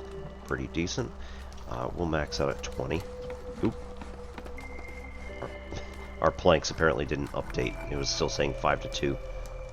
Unless I could be wrong. And then scrolls. We don't get anything for free at the moment, so like let's do training gear. Make this max out at 10 luxury goods. Let them do that stuff first. Then we'll get somebody in there after.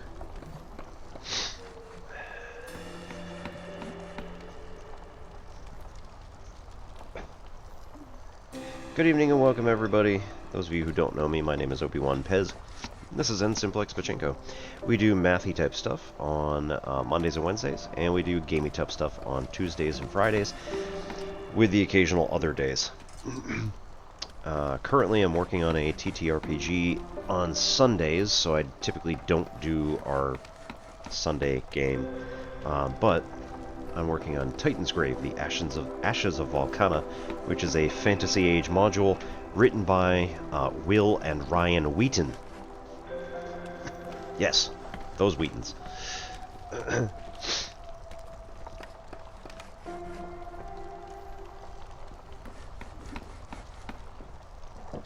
They did a Geek and Sundry game with Hank Green, Alison Hayslip, Laura Bailey, yes, that Laura Bailey, and Yuri Lowenthal, that Yuri Lowenthal. It was absolutely wonderful. I loved it. And I ran it once for my friends back in Maryland, which went pretty well.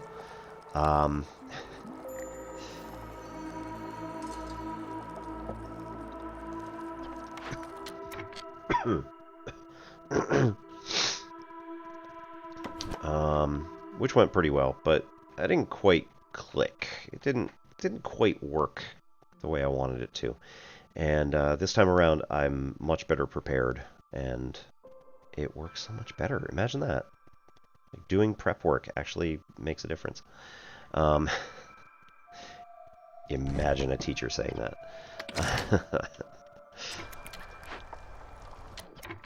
Ooh, that is real tempting. But 16 tools to get. It's only one, but 30 amber. Let's go with the 30 stone.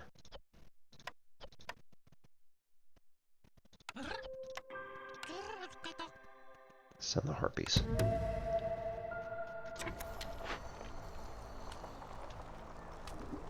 Break open to get some purging fire, or get 10 tools for the 0.75 Queen's Grace. Pretty nice. 20 amber. Also pretty nice. And Vliss has arrived. Alright, so, Harmony. We can now move this into the city center, which, yes, it is now safe.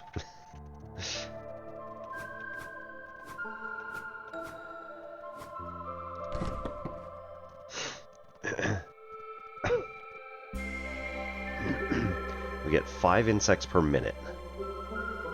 Which again means that we get like bonus dies every 2 minutes. It's ridiculous. Famished. Does Math Spellbook still stream? Good question. No idea. Alright, get the humans to work on that. And let's get the Foxkin to work on this. Now, asterisk. Okay, we do not need the other boxed goods. And 42 more seconds until both of these unlock. Excellent. So let's get them to work on that.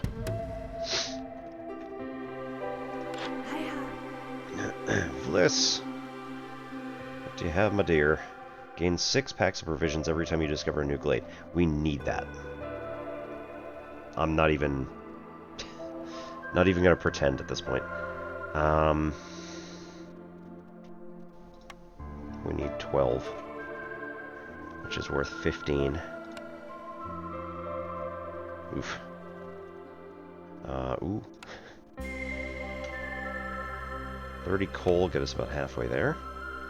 Whoa. Living on a prayer. See, 21. Actually, go the other way. Right, sweet. Yep. Does that mean we could go like 10 automatic and get exactly... No, okay. So close. 0.31, alright. Do have some ideas for AFJ math stuff. Streaming intermediate algebra review, but you don't want smart people giving you the answers. Touche. Okay,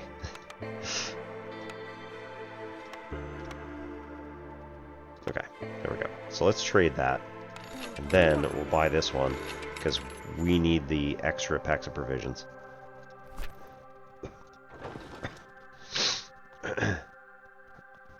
Got enough grain for that one, definitely. Although, 1.4 sell for 1. Meh. It's okay, I guess.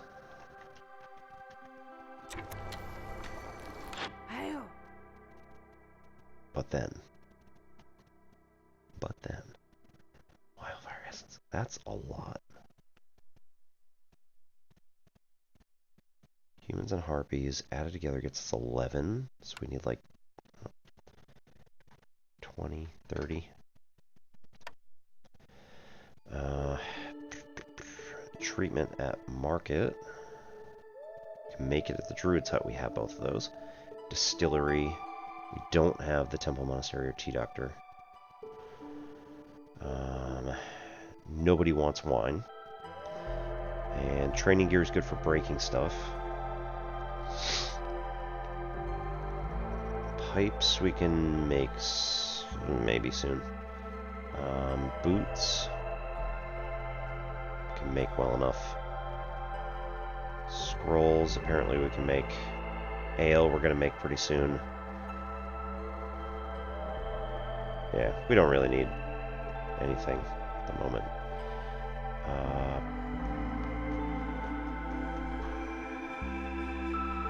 Kind of want to know if pickle goods are going to be worth anything useful at this point.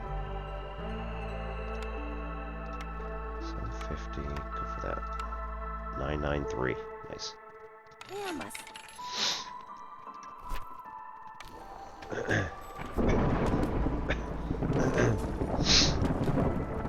Okay, ads are going to start in just a minute. So if everybody can hang out and stuff like that, we shall return. Nice, reed field.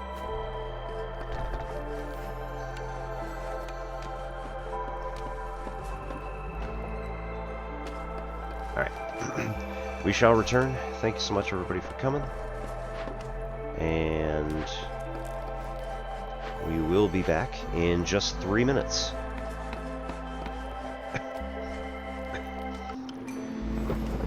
Need a new keyboard? Going to contribute 3 cents? Yeah. Awesome. Thank you. Alright, see you all in 3 minutes.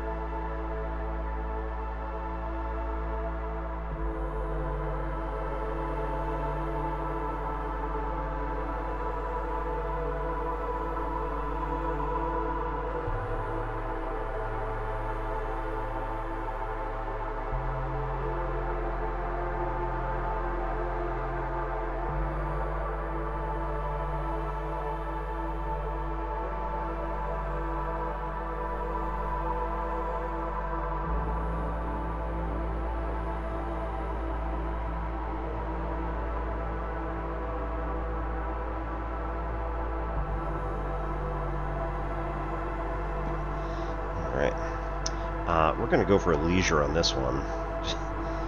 Because, yeah, it's kind of an obvious one. +2 to ale production. We're also working on ale. Have at least 18 villagers with leisure need fulfilled for 30 seconds. And deliver 20 ale. Should not be an issue. Have at least 18 foxes for 30 seconds. We've only got 10. So, like, it's going to take a while. The other one... have 20 foxes and deliver 40 porridge, or deliver 250 wood and 30 packs of provision. I don't think we're going to do this, but sure, we'll throw that in. And then we still have no packs of provisions, man. The salt would be really worth it. That's 1.58 for a total cost, and selling for 2, which, you know, not like amazing, but it's worth it.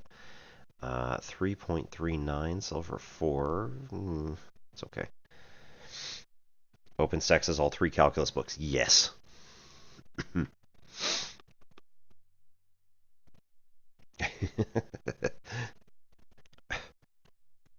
It would have been terribly embarrassing, yes, I'm sure, Famish, that you did not contribute your 3 cents to it.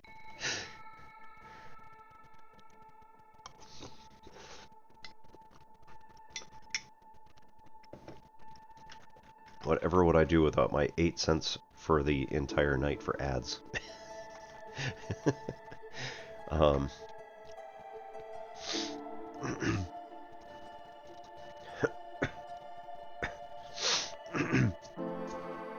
right.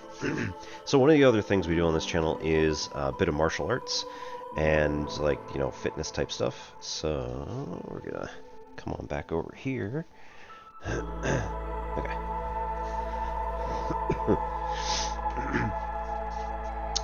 So gonna do our Tai Chi that we learned this last week. We've got Tai Chi in the morning at about 11.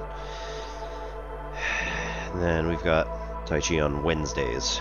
So Wednesday, Saturday is kind of the way we do it.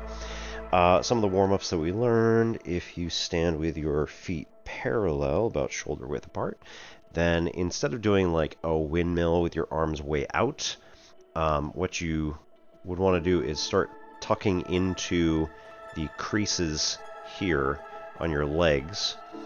Give them a little bit of power as you're coming out. And then what we do is we start dancing like, no. Oh, man. Bring your arm, kind of both arms across your body, and they're both going to bend. And then as you twist out of this, we're just basically dropping our arms, letting them fall. And then using the power of Chi, which biomechanically actually means we're just using our inguinal crease right here on the groin between the quads and the abdomen in order to, like, basically store power and then engage it, and store power and engage it.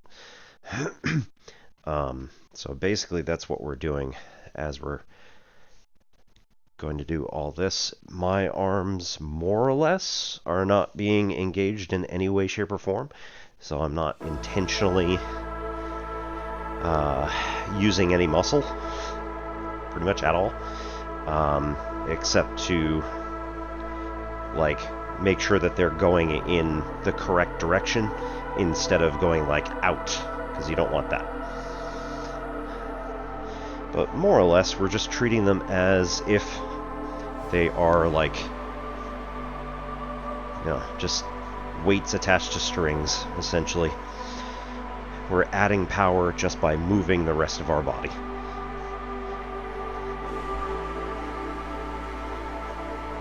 And both the front and the back should get the same kind of power out of this. So, the arm that's in front as well as the arm that's in the back. You don't want to necessarily whip the front one while the back one just kind of goes limp. So, do both at the same time. This also helps move the synovial fluid through your joints and then gets them all nice and loose. Alright, from here we also do kind of a Nordic skiing style thing where we're going to tuck into one side and then push as we sort of turn our hips a little bit and turn the shoulders a little bit. But again, the arms are essentially just weights on strings. Not doing much with them at all.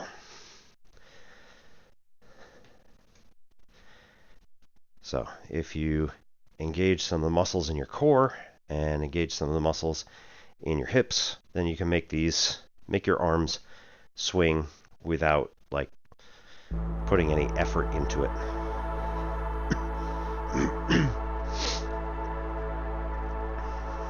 Okay, and then we also do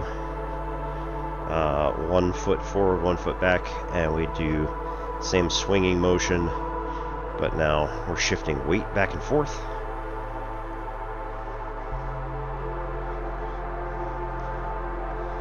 And then eventually try not to even lift your feet off the ground. Try to keep them rooted. This is the one that pops my shoulders a lot.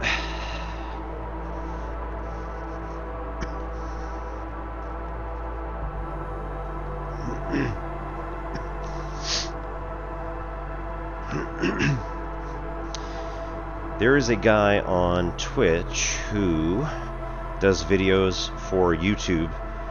He does a lot of like mathy type explainers. I think his major topic is genetics or something like that. And he creates simulations with these little blobby guys. It's kind of cool. I think his name on Twitch is Justin Helps, or Justin_Helps. And he was wearing this shirt today. I went over to his stream and I was like, hey, I'm wearing that shirt right now. And then I told them that there was this one time that I was at a puzzle hunt and I just heard from like 30 feet away some guy go, Biddy! Which is a Critical Role inside joke. So I just lean back and go, Biddy! And then everybody looks at me like, what are you doing? So there was a joke from campaign 1 that Grog, the barbarian, half-orc barbarian, has an intelligence of 6. I have an intelligence of 6. I think I know what I'm doing.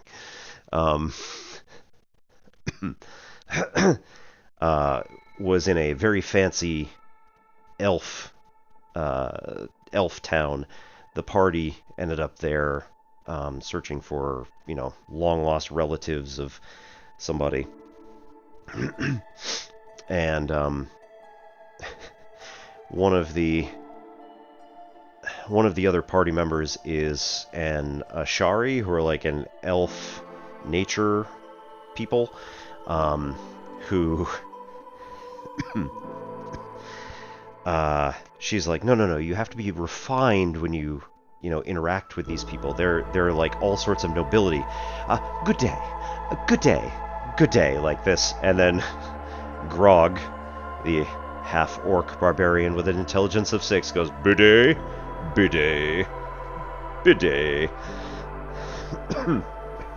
So that became a thing. Textbook, yes, Rice University, yep. We actually use them at my community college. We pulled all of the ones from OpenStax because we no longer wanted to pay our publishers any money for the real problem, not the textbook itself. The real problem was that they kept increasing the price and decreasing the actual work that they did to help us. So that our students were eventually paying over $100 for one semester with a lot of these books. And it was just like, no, we're not doing this anymore. It was a little ridiculous. Alright, so, with the Tai Chi form, we stand with our feet kind of out, about 30-degree angle, something like that. And make sure we're standing up tall. The analogy is often, as if drawn up by a string through the body. So you kind of want to stand tall with this feeling like you're being pulled up, and the rest of you is kind of hanging down and relaxing. Okay, so we start from a bear position like this. We drop and lean into the crease, step out, straighten the feet, and then we breathe in for 2 and out for 2.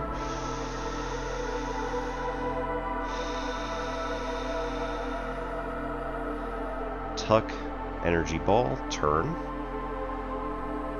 shift weight, step out, ward off, twist the back foot, and then the back hand is just a little bit ahead of my hip. And then we twist here just a tiny bit, shift forward, yeah, I forgot that one, shift forward, twist a bit, and then we do a ward off in the other direction, turning the right foot, shift weight, turn the left foot. And then we do a roll back, a press, and a push. On each of those, we're rocking our weight back and forth. And then we lean back, turn, and that's also a turn of our back foot to face front. The back foot, however, which is now becoming our front foot as we turn, does not move, which puts a lot of pressure on the knee because it's still at a 45-degree angle in the opposite direction. So we come this way, lean back, come around, twist, and that actually should be about shoulder height, give or take. Sink it down some. Okay, all of my weight is essentially on my right foot, and we do this single whip, and at the same time that we do the single whip, we turn our left foot entirely to be facing the other direction, and then we bring the hand out while the foot comes out, and then when we place it, we bring the weight forward, twist our foot, and twist our hand all at the same time. Then we come down and start with a pose for here. All of my weight is on my left foot. My knee is bent pretty far. Right foot is barely touching the ground with the toes off the ground. Right arm comes up to about head level. Left arm comes up to about elbow-ish, mid forearm. And then we bring everything down and bring in the foot, and then take a step forward and strike with the shoulder. And I don't think I should be that far out, so step with the shoulder. And that's our Tai Chi form for now. Apparently I'm still in like the first third, so we got a ways to go. We'll also do a karate form, so let's see if we can't bring some of the Tai Chi into it without like influencing it too much. Let's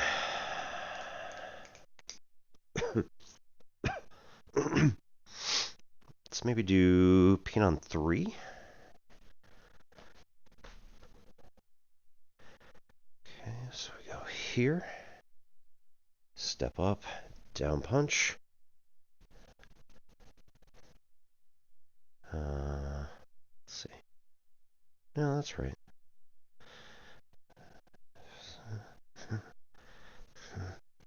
Yeah, okay. And then we come across and do inside out block here in a Fugel stance. There we go. Step up, down punch, cross, cross. Right?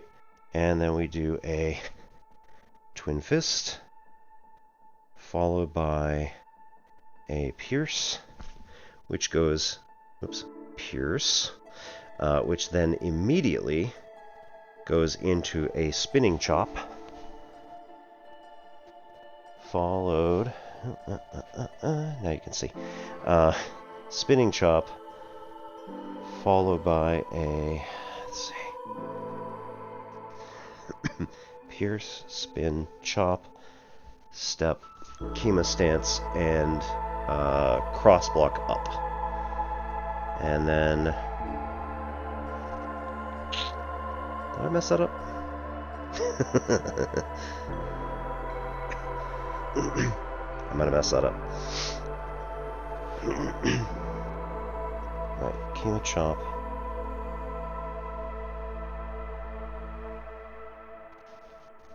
I think that's just a straight punch. And then we turn around and do a cross block. Okay, then this tension's down. We do a crescent kick, shoulder block, back fist, crescent kick, shoulder block, back fist, crescent kick, shoulder block, back fist, and then Kima punch. I don't have room for this. Kima punch. Twist. This is a elbow and a punch at the same time over the left side. And then we jump to the right and do the same on the right side. And then that goes Jimby, Kenya.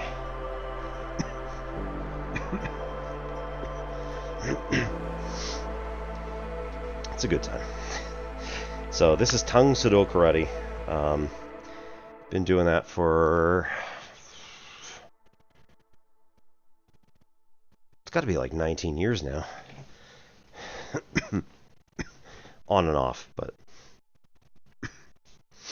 we took a few years off for COVID, and now I'm taking a few years off because we're here in England.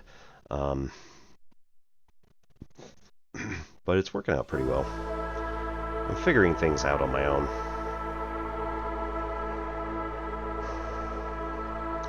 $336 sell for 3. You jerks. $339 sell for 4. See, that one's at least a profit.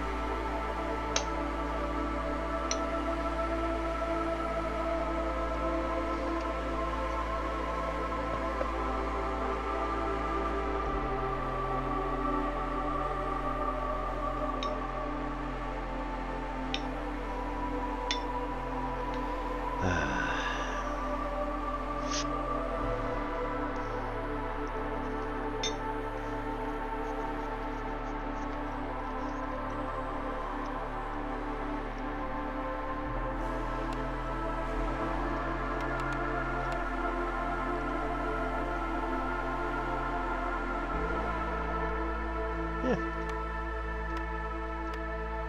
I'll take those.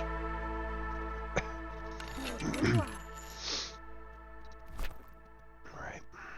We need one more human and a bunch more resolve. Then we get the brick oven, which has coal and biscuits.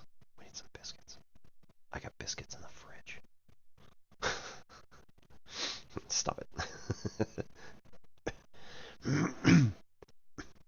Alright, 250 wood is going to be a little bit... It's going to take a while.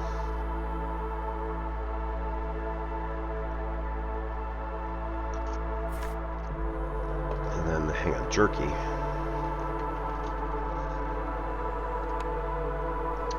Smokehouse, butcher, kiln, or apothecary. Harpies will eat it.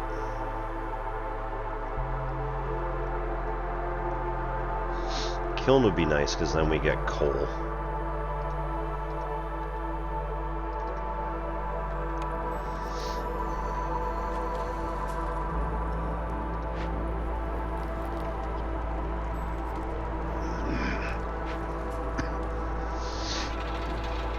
There's currently nobody building. What?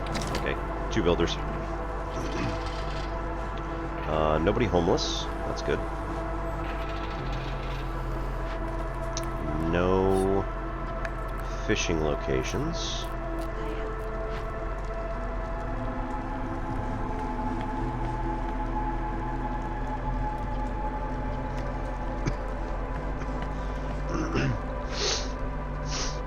Okay, we need somebody to do packs of provisions. This should be like 20 as the limit. And at the moment... Yeah, let's do insects, because that's going to be the easiest way. What was that? We built something. Maybe? Oop. Okay. We just completed something. Tinctuary. Eh. Bakery. Helpful. Granary. Not so helpful. Smithy will make pipes and packs of trade goods. Better. I think bakery is the way to go. Biscuits, pie, and pottery. I think the biscuits are, again, only humans that are gonna like it. So, like, maybe not the best idea, but you know what? I like biscuits. And so we sell out everybody else.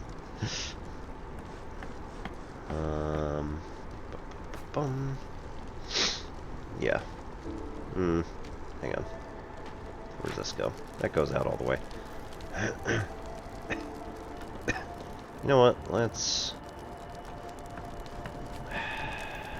No, I really want that out here. So, we got 48 coal. We are good. 62 sea marrow. Awesome. 20 oil, 26 wood. Alright. We also need 4 more decorations. If we want to... Let's do park, because that's nice and easy. If we want to upgrade...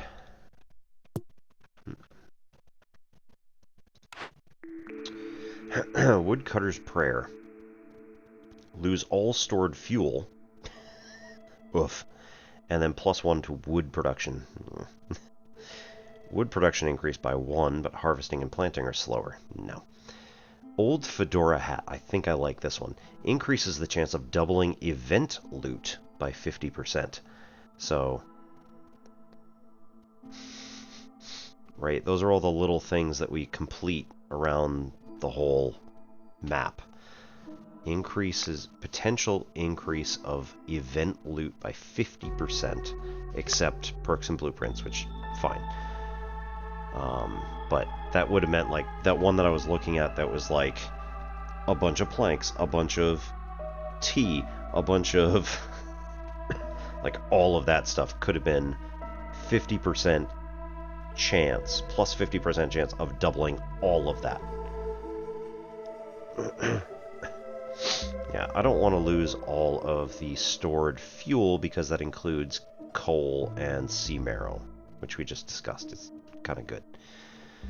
Impatience grows 30% slower for 180 seconds every time you finish a trade route. Meh. We're well into the place where we are not going to have any problems increasing our reputation. So, Old Fedora Hat.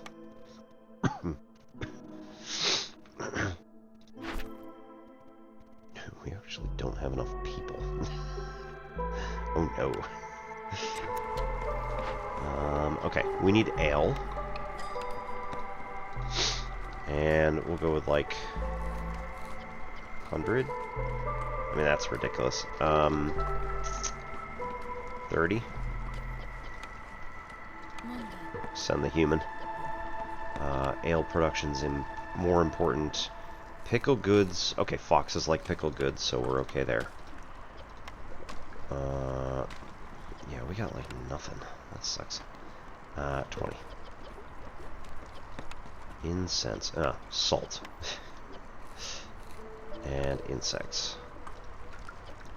Wood.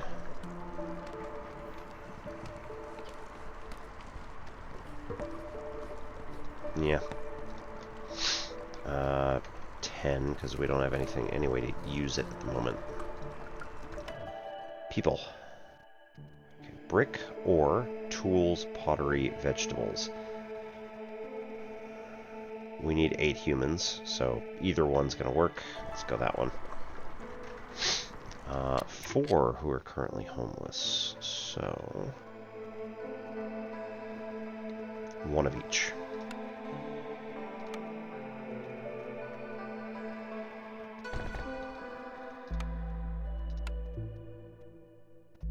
Oh, I've already got the foxes planned.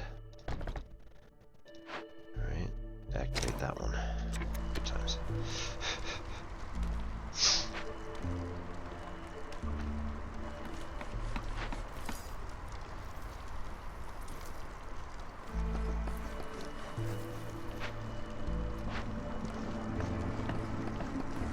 Alright, we are maxed out for both of the waters.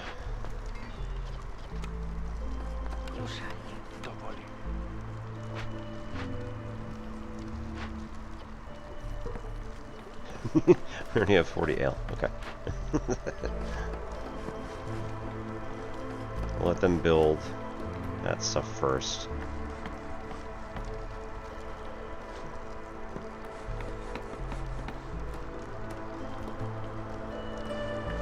That housing down the bottom.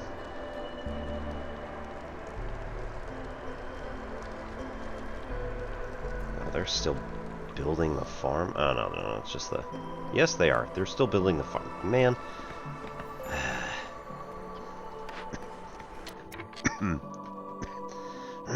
No trees. Man.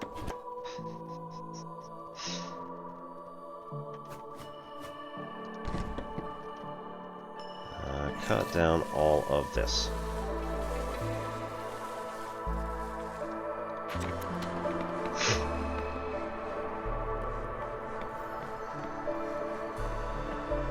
Despite what I just said.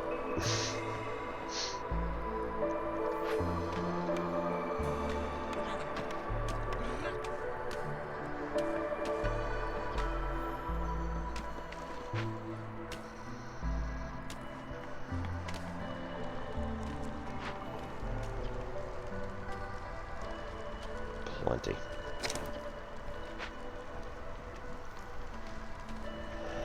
And then stone. 64. Still plenty.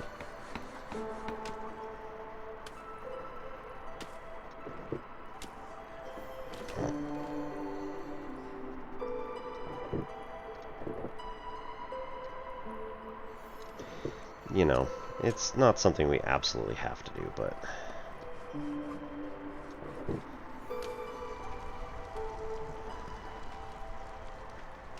it's easy to do.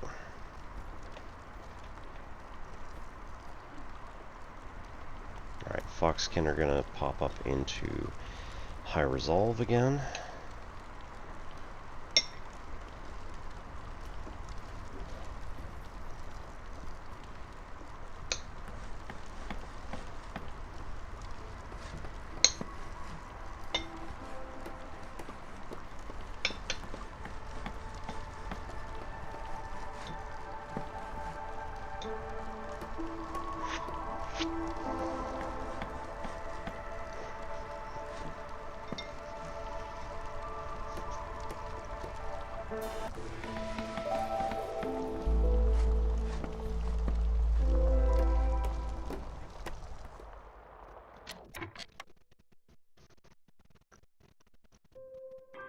More farm, vegetable, and a coal vein. That's fine. Farm field. And putting the actual farm down is going to be a problem because I think we need to fit it here. Oh, no, okay. Okay, I can't go there.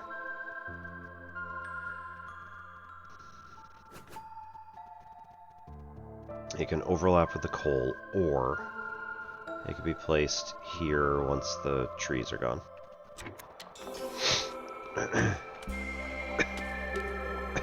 Once the trees are gone, are probably good enough. 7 planks, which is 119, plus 5 is 169. Sell for 2, which is fine. 182, 232. Sell for 3 is better.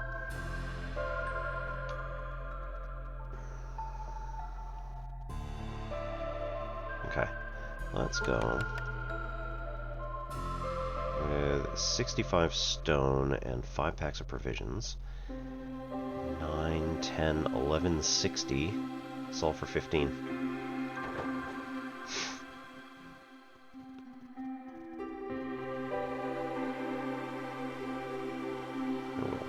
Leave that one for now. Right, because that's not gonna... yeah, we don't have enough for that.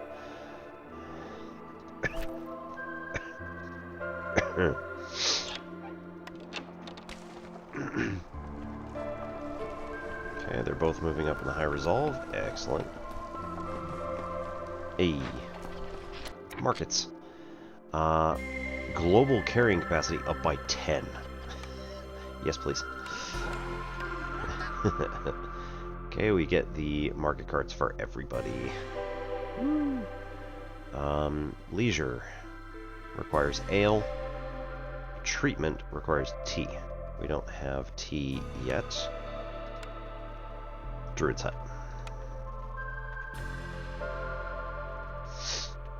Yeah, we're running out of room. We should move this to literally anywhere else. And then put in the Druid's Hut here, which will get its tea resources. Yeah, they're going to have to walk a ways until we get a warehouse over here.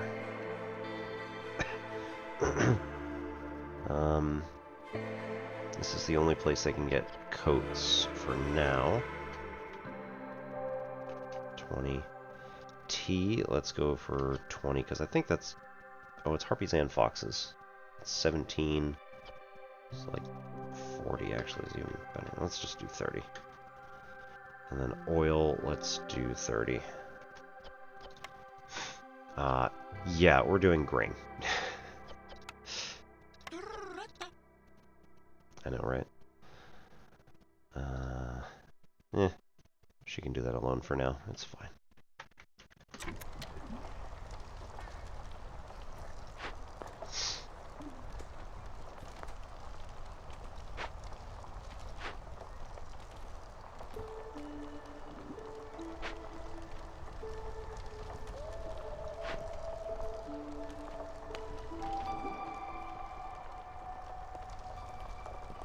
Do I pave over the... No. It's not possible. What? Yeah, there's no stone there. Okay, cool.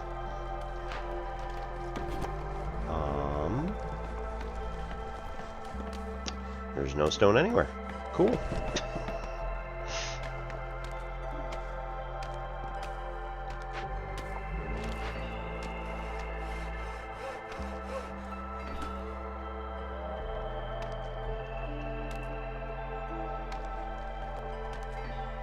Foxkin up to 31.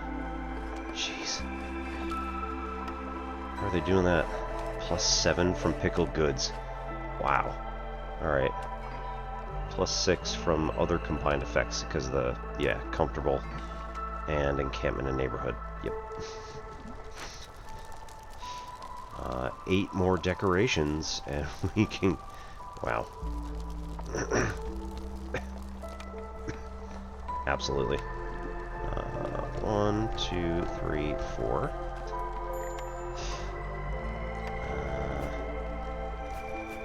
5, 6, 7, 8.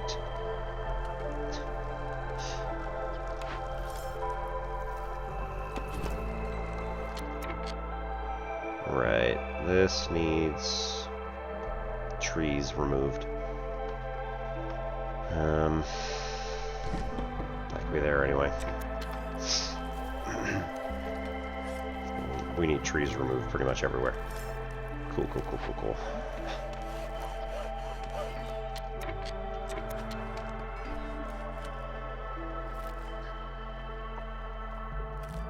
They're taking stuff back. All right.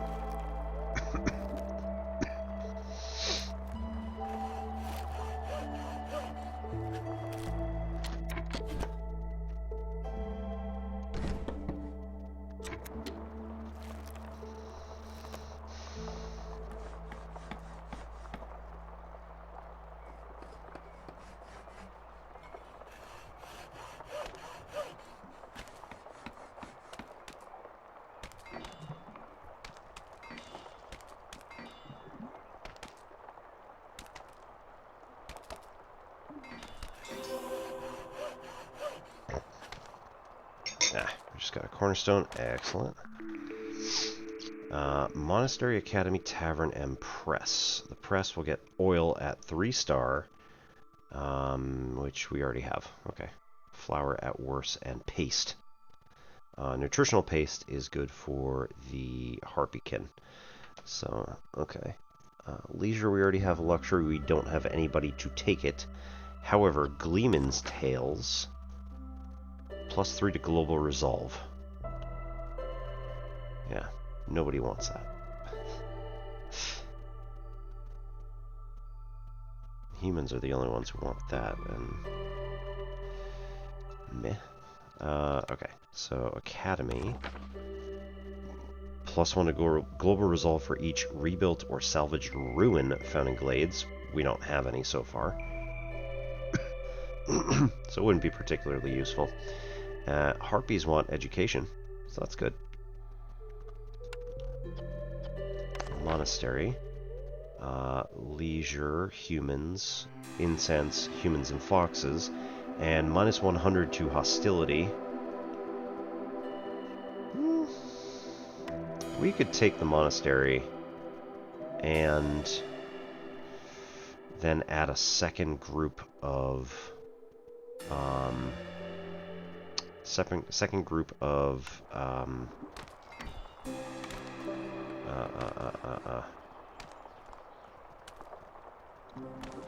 the guys with the thing.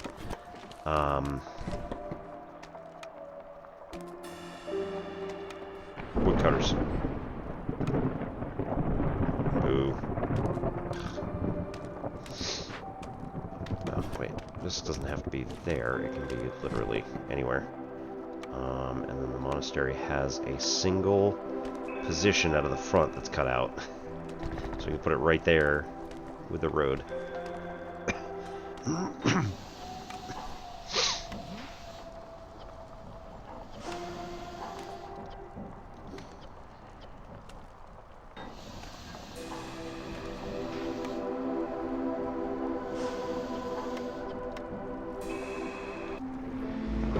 Oh, actually, do we want that? I think we go with sea marrow.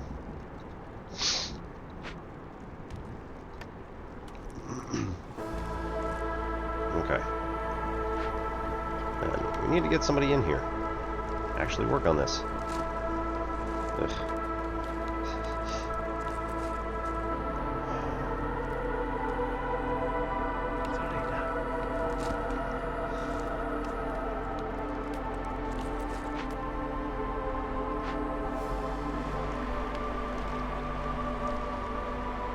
Okay. The wood has all been cleared out from this area. Ah, right, yes.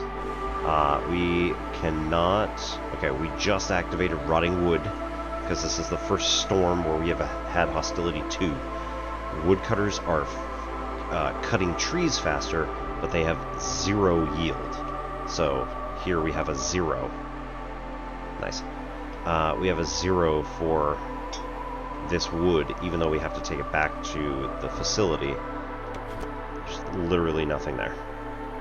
So, we go down here, deactivate for the storm here, and we want all of this.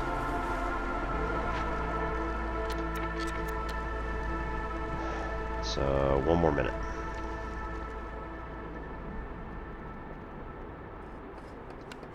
It's another farm. Ah, wait. We don't have to do that. Cool. Yep. Plenty of space.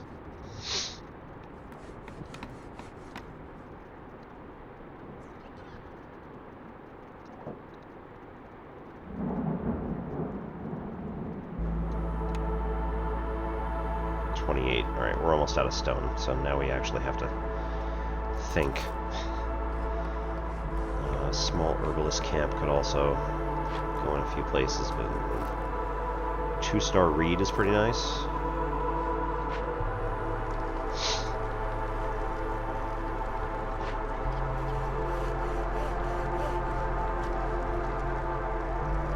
Oh.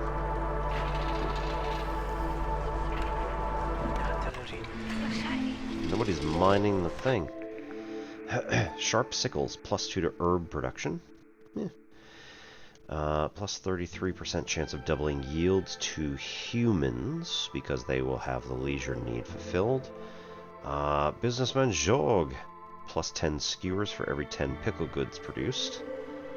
And 33% increase in the production speed of copper bars, crystallized dew, and all recipes that use them. I think we're going for Jog's secret ingredient.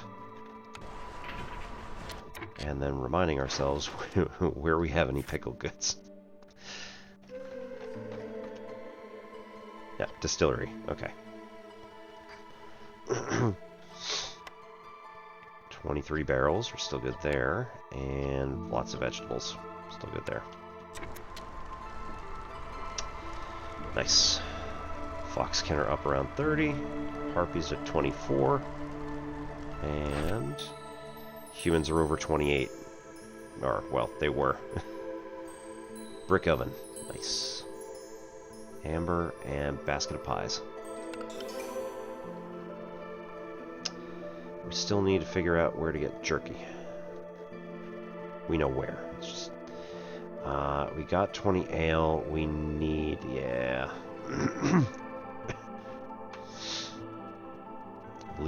Need for leisure fulfilled needs to be 60 times. This does not need to be one group of people. Yeah, this is just you've completed or you've done that particular need, and then they go away and they come back later and they do it again. That's 2. So here, this is going to be easy. This one is going to require us to have 18 humans. I don't think that's happening. Unless we intentionally stack up humans, like, a lot. So, that's just not a good... It wasn't a good deal. I shouldn't have done it. 194 sell for 4. Goodness. We need as many packs of provisions as possible. How are we doing? 9? Yes, please. Return them. Nice. Okay. So, we can do 3 of these. Brass order. Who's this going to? First Dawn. Okay.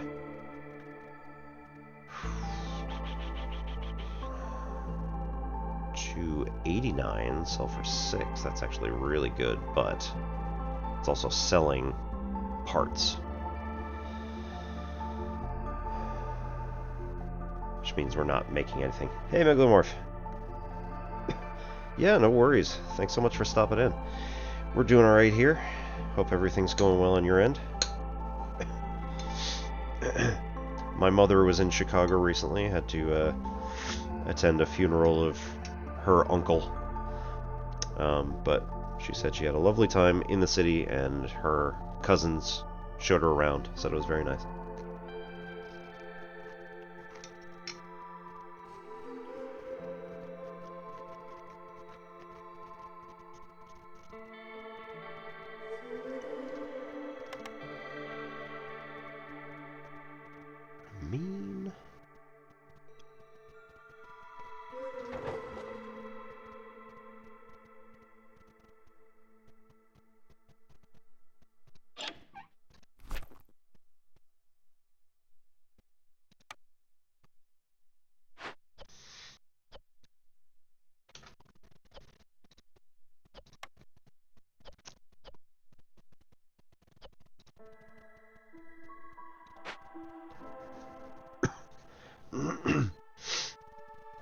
Yep, I mean, he hit his 90th birthday, so he was good.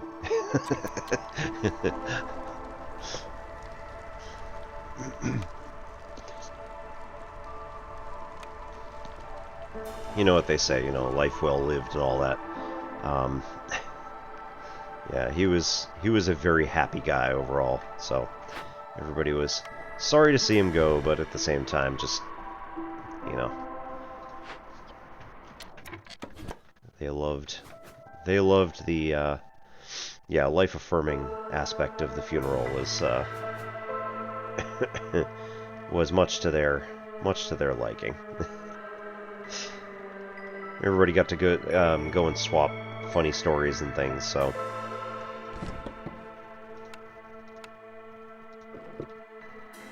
Like I said, they were all pretty happy about it overall, you know. For the fact that they had to be at a funeral, it was fun.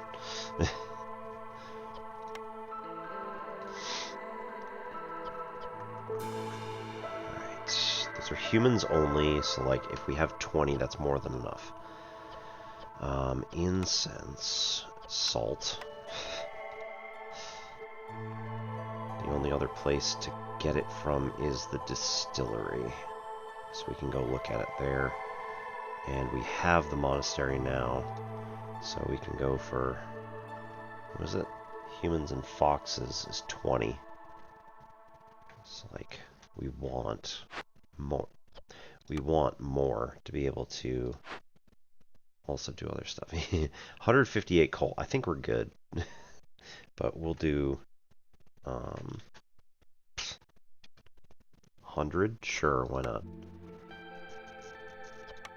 Just in case we get some algae, we'll throw that in there too.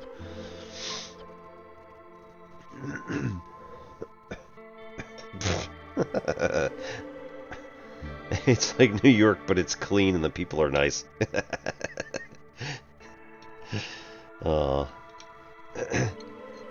Yeah, there was a time when Boston did really nice at cleaning up. And, you know, most people were not completely rude. If you were, like, you know, not driving, it was fine.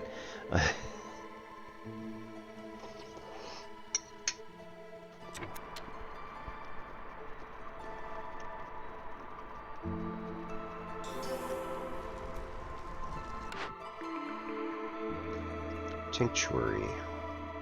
Meh. Smithy. No, not really. Tinkerer. No. Smokehouse. Jerky. Finally. We get some jerky. Yeah, I'll pop that in there, sure. More people.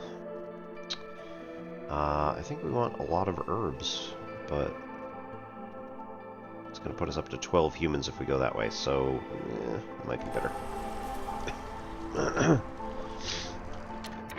Suddenly we have 5 homeless people and everybody's all freaking out. Jeez. Alright, one more fox house to activate. We need... Alright.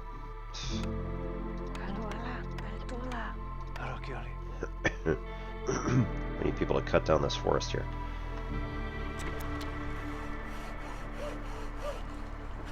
We need one more of each of those. So one more human house and one more harpy house. So close. Alright, we can fit that in here. That's okay.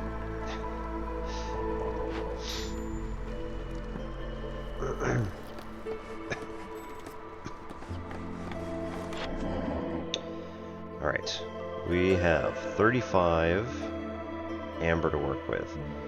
Increases drizzle by 25%. Yes, please?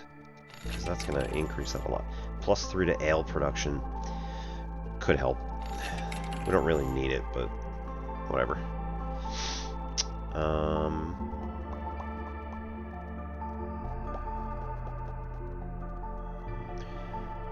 We could do like 20 boots and 20 coats. And wait, we already have enough scrolls there. Enough training gear. Flour we're just not using. I don't have anybody making the biscuits. I think that's the problem.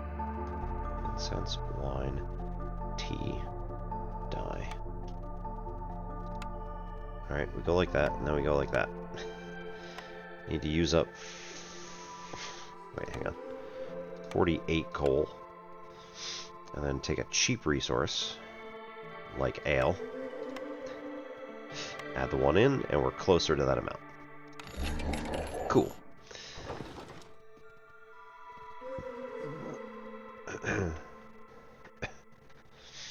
Oh, 105? Yeah, when they were sober, yeah. And, you know, there's not a sports game going on. Second you get the sports ball, let me tell you.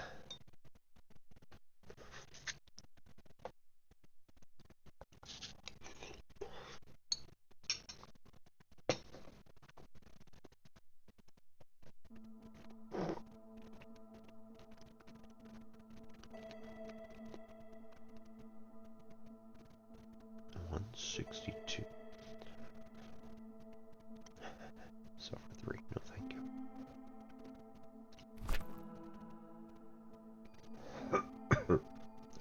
that jerky. So we just got some, or we just got the. Uh-oh. Did we not take it?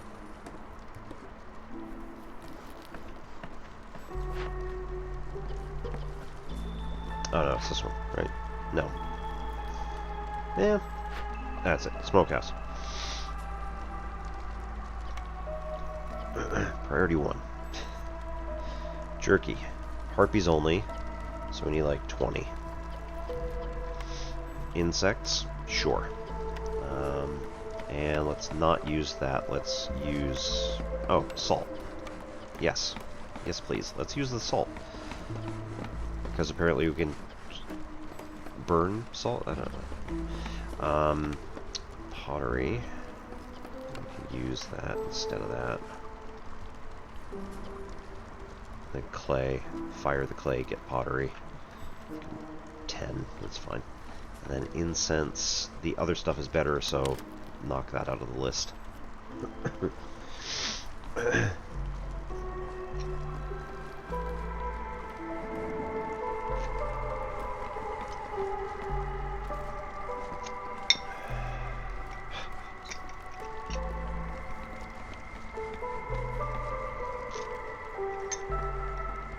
Harpies also just lost something, I think. That gave them higher resolve. Though I don't know what.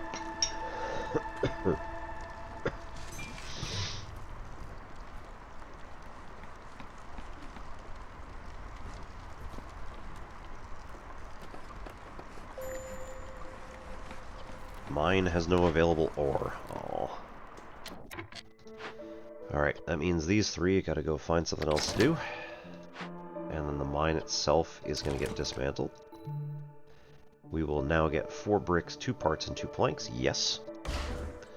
And there's nothing left. We could go up after that coal vein there, but there's only one. So we're out of salt. But we've got so much more salt. For days. Let's see.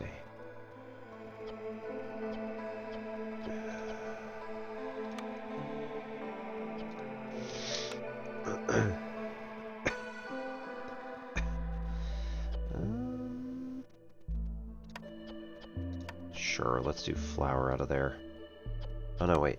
Dyes are free as long as we keep mining insects. We don't have any anymore. Yeah, they're done. Oh, but we do have insects coming from this thing. 5 per minute, which gets us 2 dyes, or 2 stacks. 2 stacks of dyes. Where is it? That one. 5 dye for every 10 insects produced. Yes. So every 2 minutes, we get 5 dye for free. So yeah, I think we just use that. We need these things. We need tools. And we don't need planks for now, so just cross that off the list. And then we need ale out of this. Can go straight to that.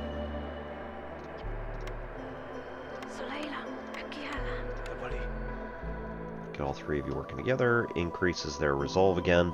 This is going to take, like, what, 3 minutes? We're going to be done in this year. We don't even need this one. But I will still do it. Because.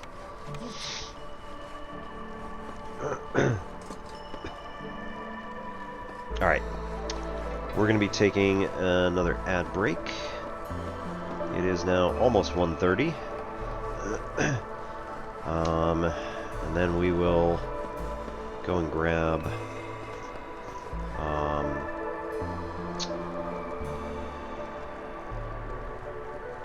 I don't have anything in particular, just we'll finish out this settlement and maybe start on the next one, or at least see where it's going to take us.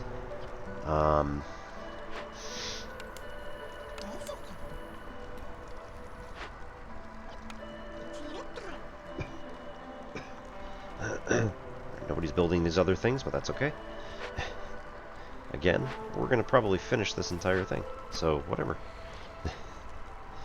Alright, religion and leisure, both there. We should push them up because of religion. Yep.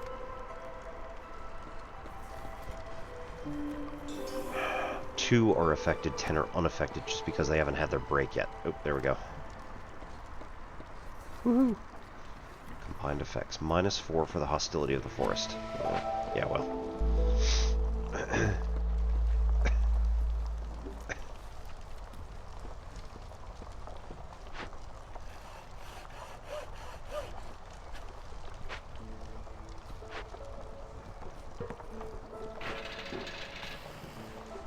Alright, go be builders.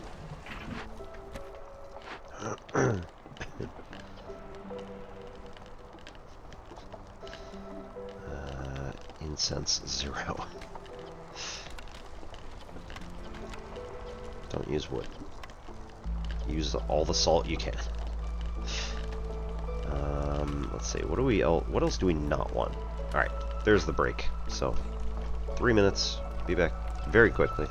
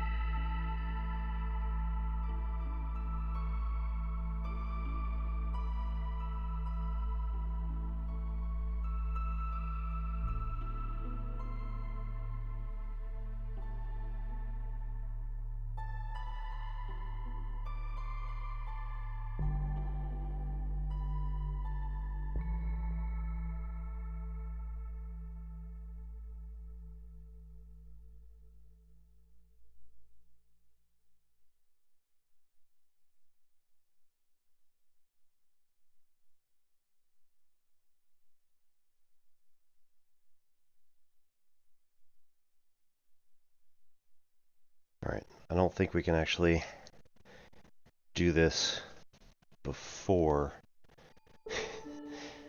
we win the game, but 20.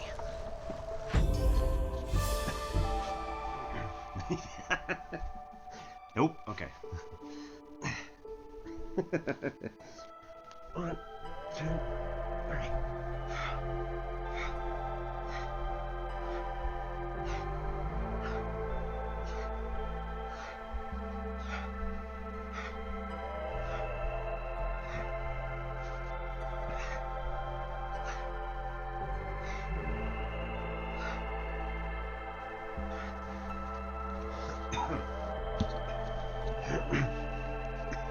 Man, couldn't even get down.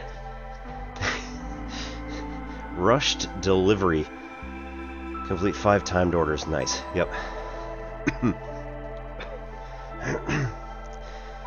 70 food stockpiles, 3 seal fragments. Awesome. Difficulty. What were we playing on? Yeah, anyway.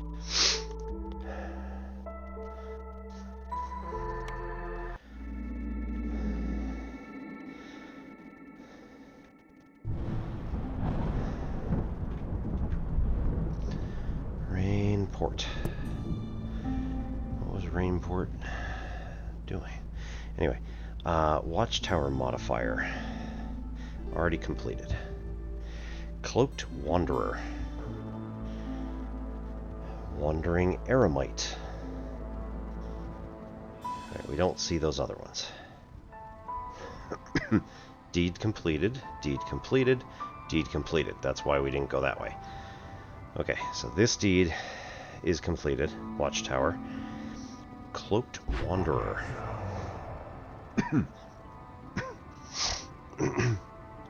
Ooh. Oh no. Always into the east, mumbles the wretched traveler, clutching something in his hand. Somehow, you know that trying to take it by force would not be the wisest decision, but maybe he would be willing to part with it for the right price. Convince him, win with 3 blood flowers.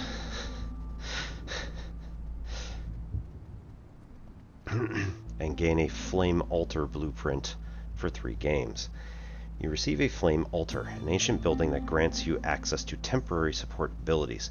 Expires after 3 successful settlements in the current cycle. I don't really need it, but...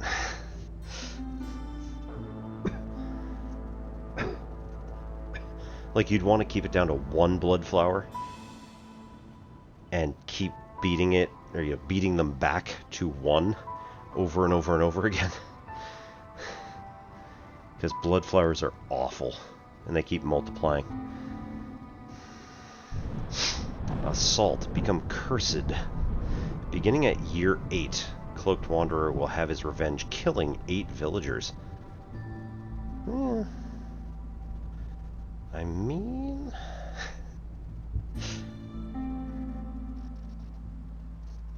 we're gonna have 8 villagers. That's alright. Rawr. Terrible idea. Wandering Eremite. Your caravan has suddenly stopped.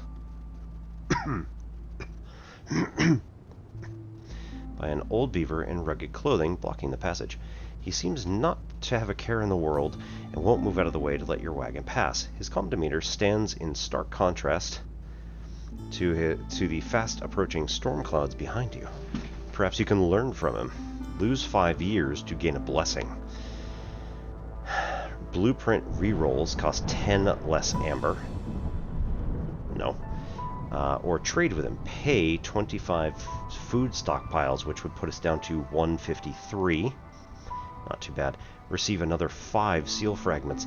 We're like desperately trying to get seal fragments at this point, so this is actually a good deal. And then this also means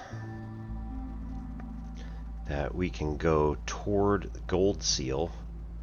We're already halfway to the number of seal fragments we need. This will give us bonus... right, and this marshlands spot will get us bonus thingies. That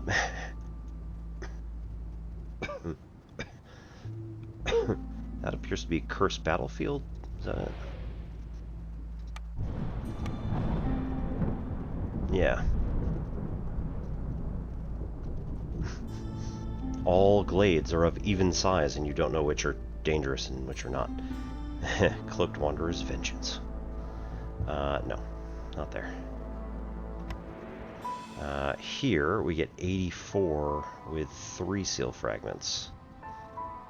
So yeah, we want the watchtower again. Discovering glades does not increase hostility. That's amazing. Right, and then the next one we're probably going to want to go here after that. I mean... Or do we just want to go that way and then have all of these available? I think we're going to get these two as options for next time if we go here. And like, 84 food's nice, but Royal Woodlands is usually easy.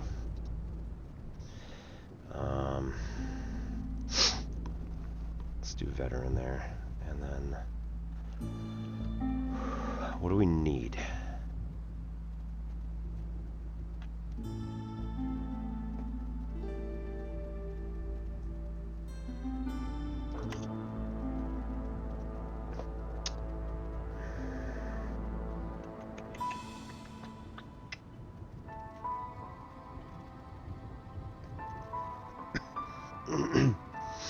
Very resilient.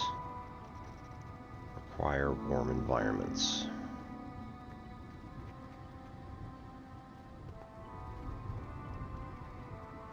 Scouts cooperate with their own kind. Alchemy, love to work with cloth. I think we go this way.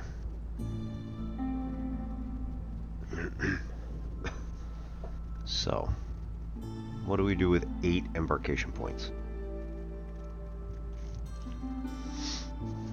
Right, we could go with like 5 for the farm immediately.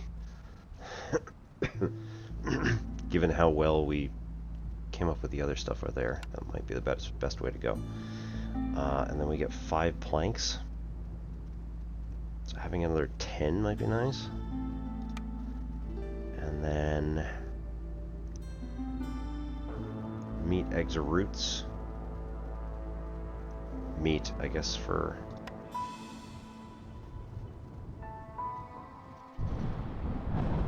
yeah.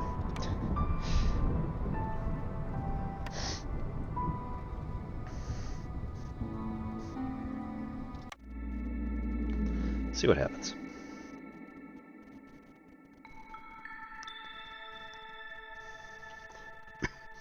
Humid climate. Starting hostility 2. Humidity in this region is unbearable. Fuel consumption on hearths increased by 20% for each hostility level. Whoa. Counting from level 0 as 0. So, yeah. Benefits. Aura of Peace. Gain 0.5 reputation for every dangerous or forbidden glade you complete. Yes, please. Hailstorm. Everybody needs housing, or else you have a 5% chance of perishing every 15 seconds. Cool.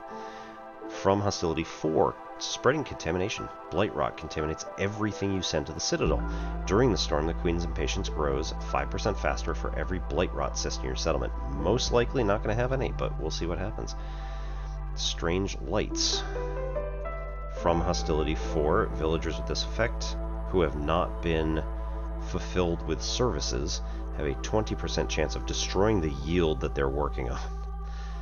Oh, that's pretty awful.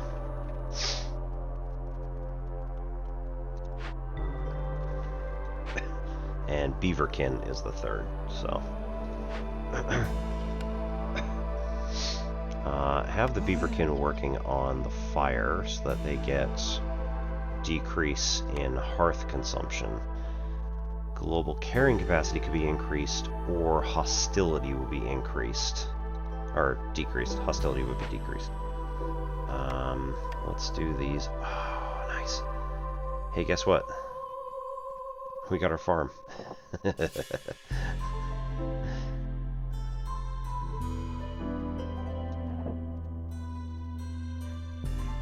Although, the best place to put it is here. Which is slightly unfortunate, but whatever. It's fine. Oh, no. Damn. Resource acquisition. Please. And also that. And also that for now. Housing. Big shelter.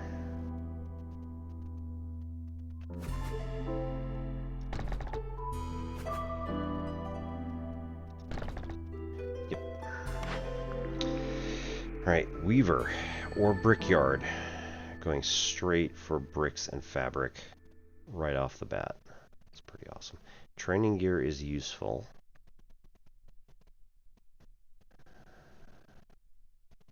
But then we kind of need crystallized dew to make that work.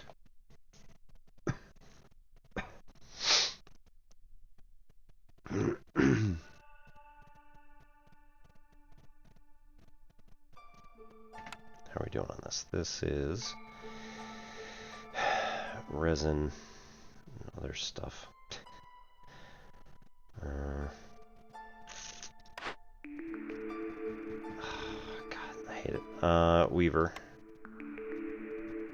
Herb garden. Forester's hut. We got it again. That might be the better pick here. And provisions can be really useful. Fabric, we're already at top. And scrolls, trade goods, and ale is nice, but like, let's not do that yet. Artisan is nice, but let's not do that yet. So packs of provisions are going to be important to start the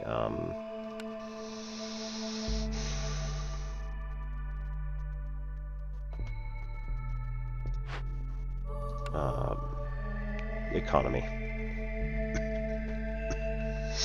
Okay, so we're going to cut like all of these out.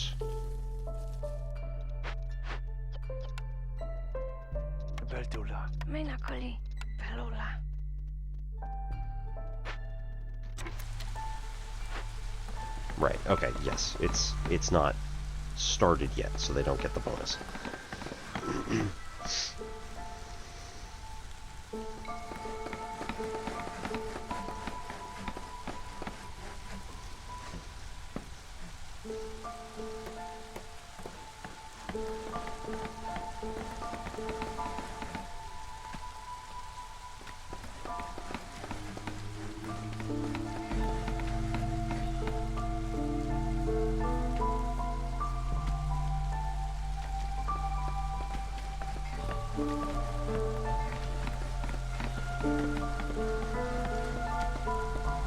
Oh, that goes right into the corner. Okay. I had no idea where that was then.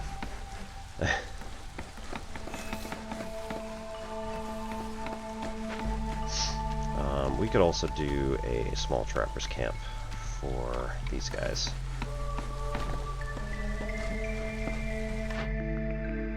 Route delivery, nice. Each new thing, clay. I want both of those. Alright, let's do root. Because that gives us food, so we will definitely have food. Barring, you know, pretty much no matter what other tragedies may befall us, we're always going to have food. Alright, then we put up this guy. And put 2 harpies on that.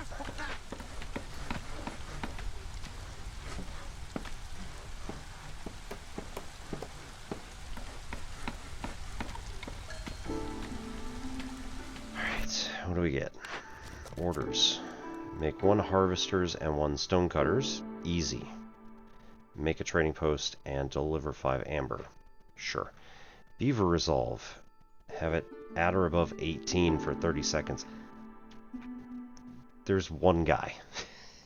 And I don't have his preferred anything, so that's not going to happen. Even though it is another route delivery. That is bonkers. I wish I could do that.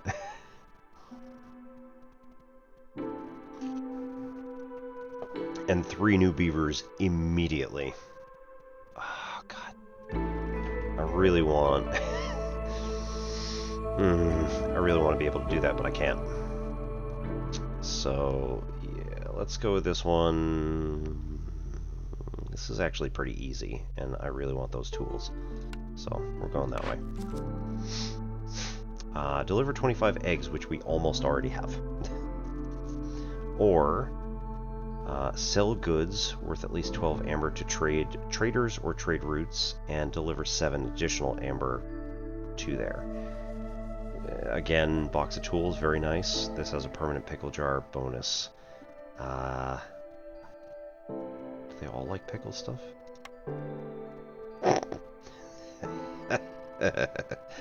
That's dangerous.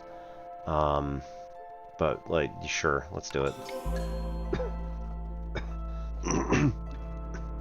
We don't actually need it, and it didn't take away from the Queen's impatience at all. So, hubris on my part, but whatever, it's fine. Complete 2 dangerous glade events. Or forbidden. And you get 30 chests of coal. The cobbler. That's really nice, actually. And +2 to all packs of building materials. This is one of those things, again, I really want that, but it's not going to happen. Make the small farm. Deliver 15 vegetables and 15 grain. Easy. Gonna take some time, but we'll have it. It's like 0 effort. Okay. Put that here. Provisioner. Here.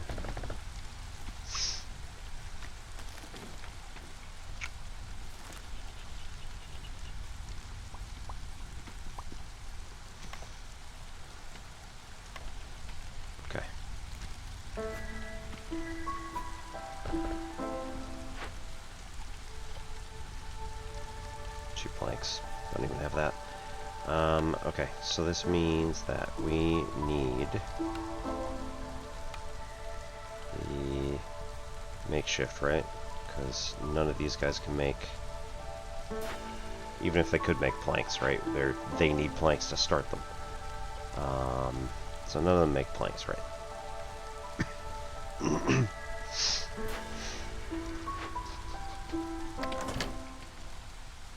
you take those? Nope. Okay. So let's get rid of the weaver for this, and then don't do that. Do that one. Right, get the farm going. That's what matters. Granary, pickle goods, benefit. Fabric, we already have the other one, so that's actually not great. Supplier, planks. Yes, please. Cost 5 planks and 2 brick to build, but that's alright. That's monstrous.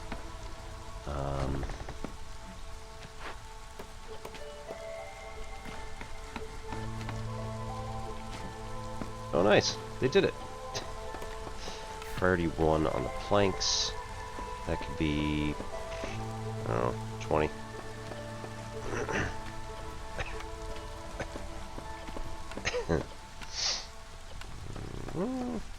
Eventually, that's going to be helpful.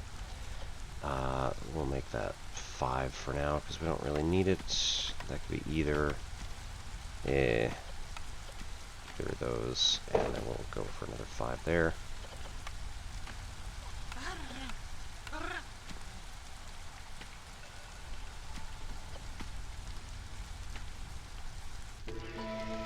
Okay.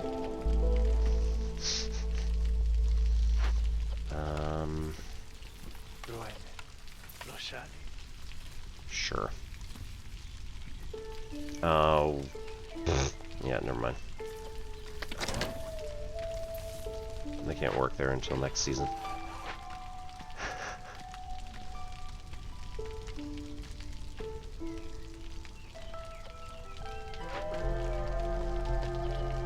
Alright, flour is level 2.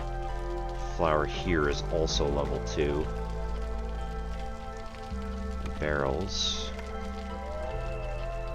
And then the packs of provisions.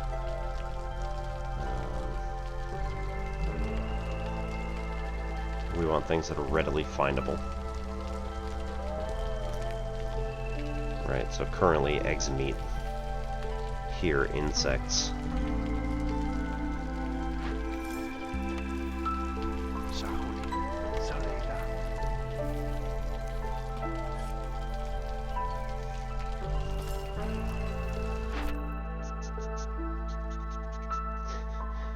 Grain.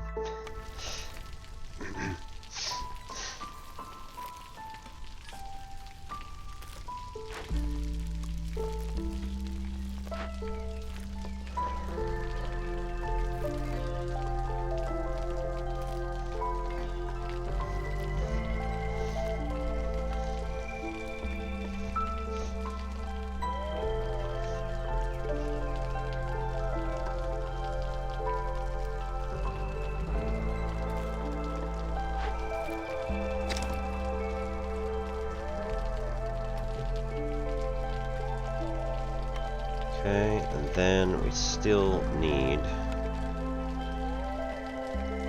Well, I mean, we can also do the Weaver, but we need the...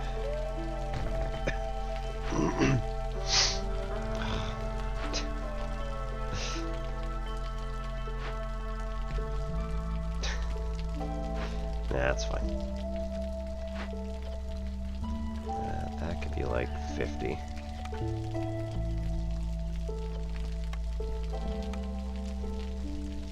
That could be like 5. That could be 20. I don't know. We'll figure it out.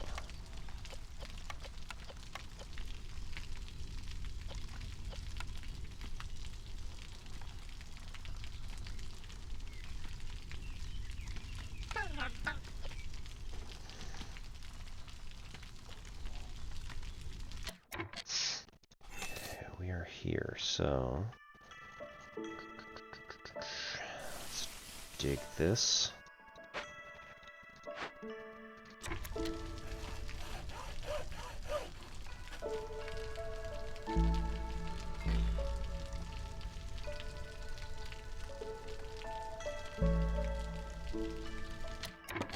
Cool. Move while all you guys are on coffee break. And now you're closer. It's awesome. Okay, so Rain Punk. Regular. Bench. And fence, just cuz.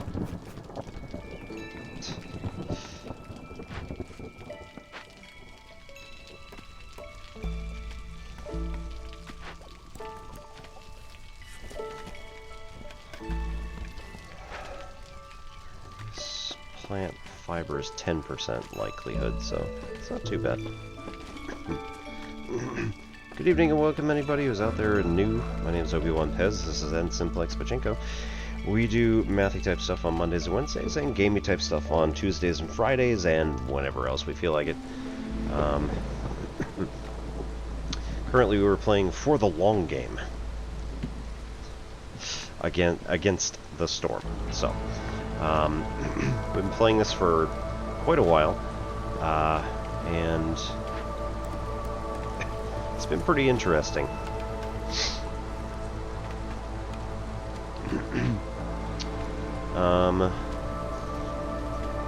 We just finished up a run of 9 Souls, which is a totally cozy Ori-like, no, Tai Chi kitty game. It's not cozy. It's Hollow Knight in color. Excessively punishing, and like, you have to understand Taoist philosophy in order to really understand how to play the game well. In other words, let it come. Do the thing. Just exist. Just be. Like I said, horribly punishing.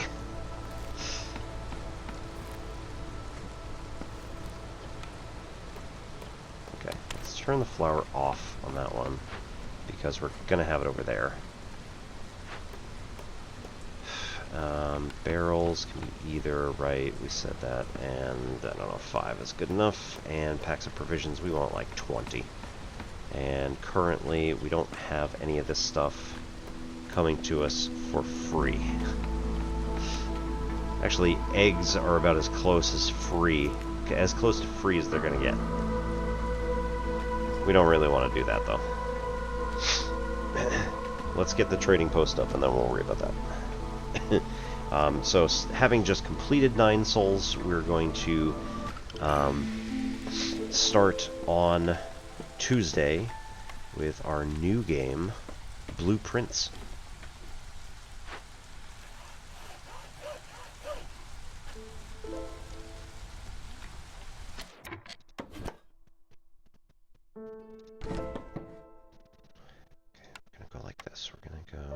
Next to that one. Up like that. Sure, why not? Okay. Next. Market shift plan. Get 2 extra trade routes, but no one arrives in the settlement until you complete at least 3.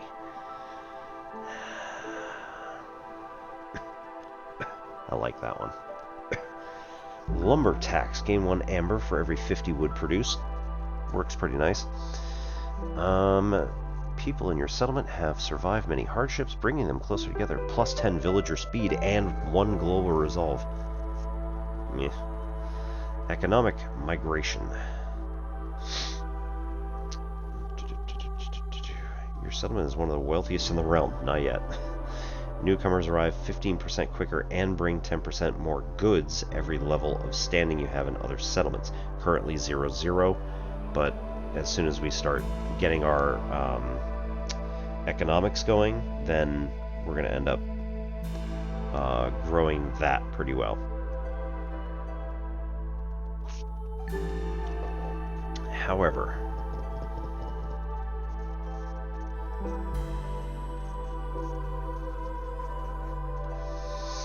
what do we do? I mean, like, plus 10 villager speed, plus 10% villager speed just immediately is pretty good. 1 amber for every 50 wood produced. We're just going to keep cutting down wood, so, like,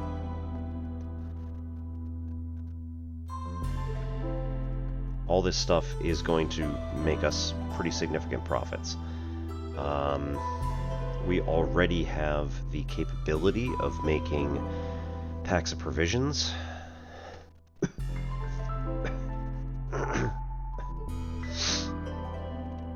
So that's pretty good, just immediately being able to come up with stuff. And we've got 4, I think we're going to have 4 things, right? Our neighboring town is going to be the one we just left behind, plus the 3 from the Citadel. I think we want to go with market shift. Might be a huge mistake, I don't know, but we'll see how it goes. Ooh, wait. Nuts. Harpy. And Foxkin. These guys are almost done already. It's crazy. And here, fabric. Oh, right. Got more people. 3 Foxkin. Or 1 and 1. Hang on. What other orders do we have? Right, get people in the farm is what really matters here. And here, build a trading post, which we're going to build in the next area, provided it's not too full. 5 amber. We don't have 5 amber, so that's going to be a little bit, but there's nothing particularly in terms of what would be better for us. I think probably just the 3 Foxkin would be better. 14 plank, 5 planks and 6 leather. I don't know, I'm really tempted by that though.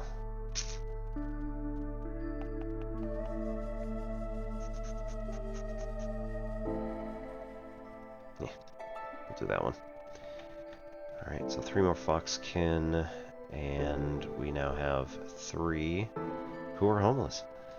So, Fox House, yeah, we don't have...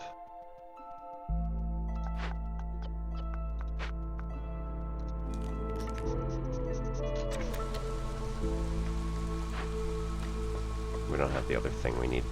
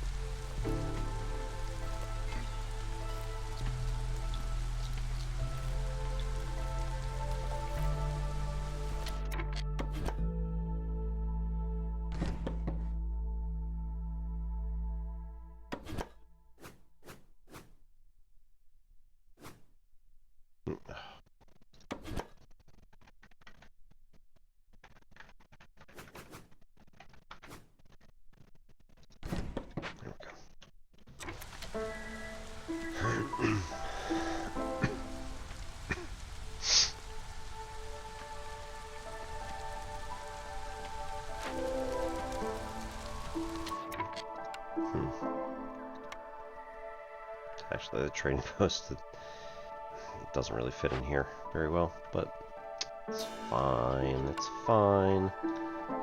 Everything's fine. Crate of water skins, crate of copper ore, or 6 tools for half a rep and an amber pouch. It'd be nice if we had the tools. So I think we're currently not gonna do anything with the sword.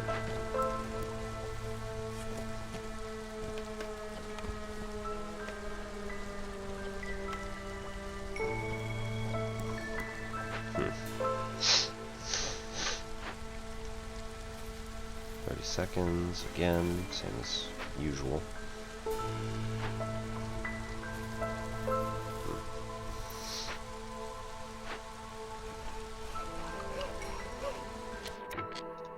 More orders. Discover 4 glades, or have 10 beavers with a resolve of 24. We have 1 beaver, so yeah, we're gonna go into the wilds and take 10 tools when we get there. Crops and trade goods. Making all packs of goods produce 33% faster, or deliver planks, bricks, and fabric to get leather, clay, and wildfire essence. We're going to go for that, the packs.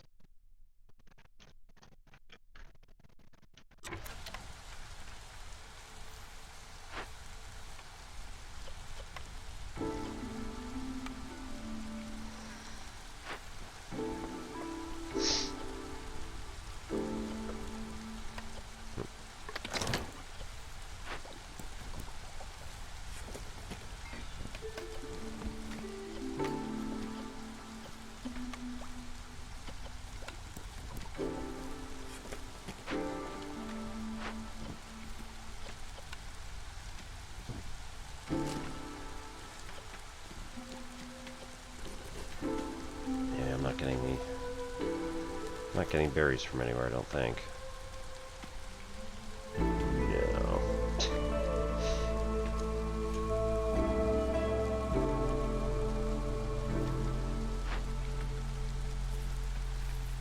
Shouldn't be.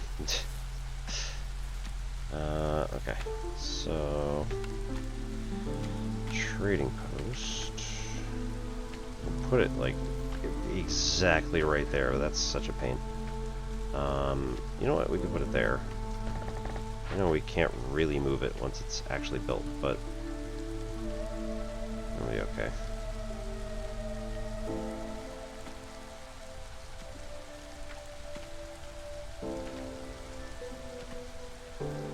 Okay, we're gonna need just another big shelter.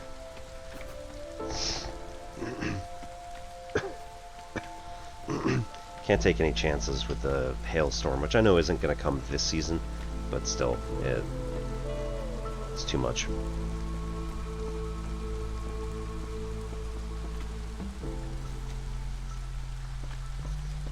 Alright. No nodes at harvesters. Deactivate. Move. Just drop it out here in the middle of nowhere.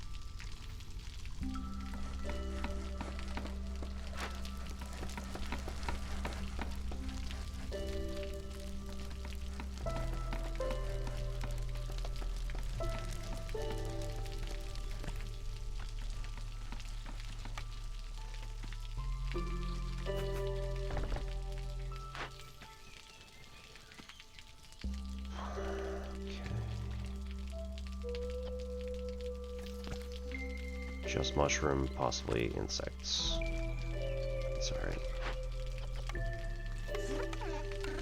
Absolutely send the harpies. That's even comfortable, right? Yeah, oh no, proficiency. Comfort is clothing.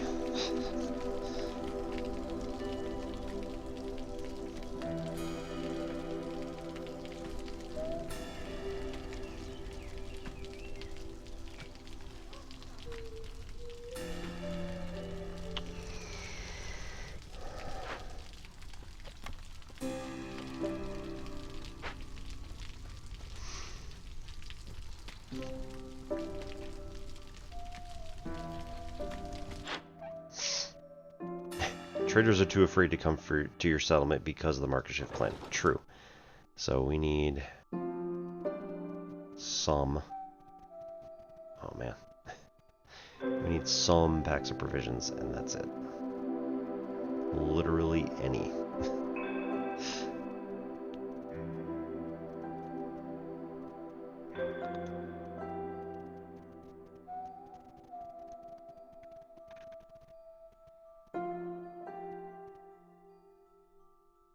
Okay.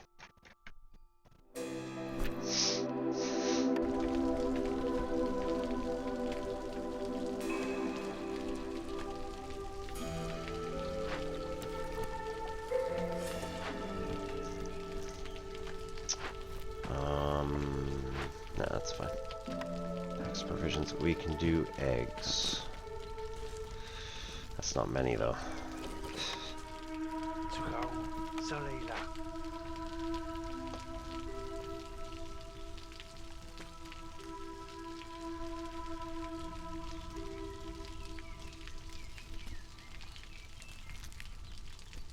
Only 3 charges left. And then we don't have anything else. Cool.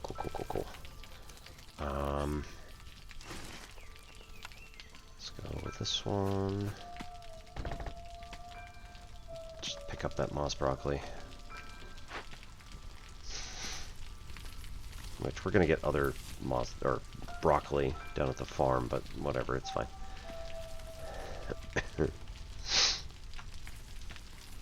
Just out of curiosity, can we fit another one? Yes, we can.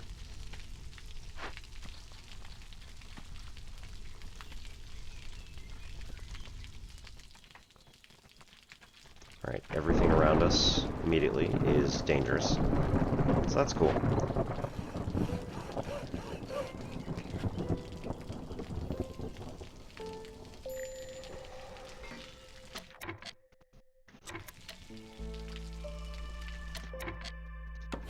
Move.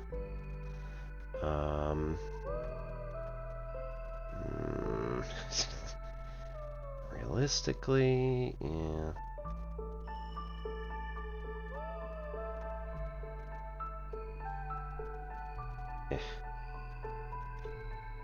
Let's cut in up here.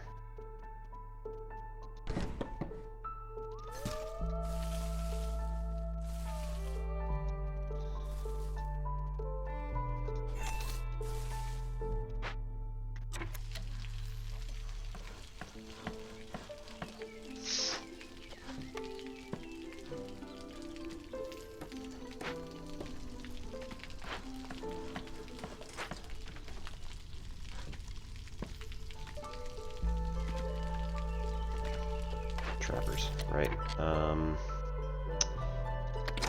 Nobody left. Cool.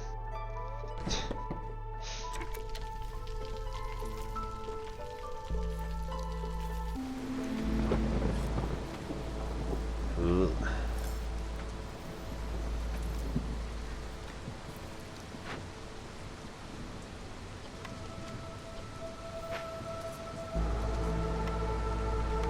Stonecutter?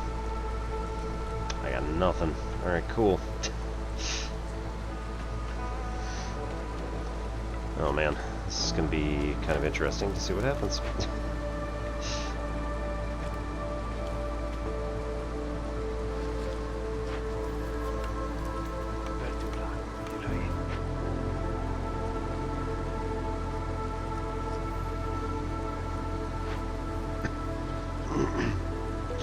Excellent. Okay, so we should be able to just complete 3 orders. literally any 3, as long as it's not, like, completely cheating me. Alright, that's probably good enough for 1. We've got plenty of grain, so that's going to be number 2.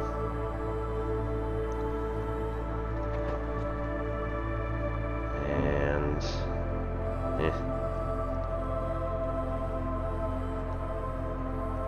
Oh, we got like 20 pottery, yeah. 152 suffer 2, yeah, that's fine. Right, so like 2 minutes, and then we got... yeah, so after this storm, pretty much just going to be right back out to where we need to be. And then undo that one.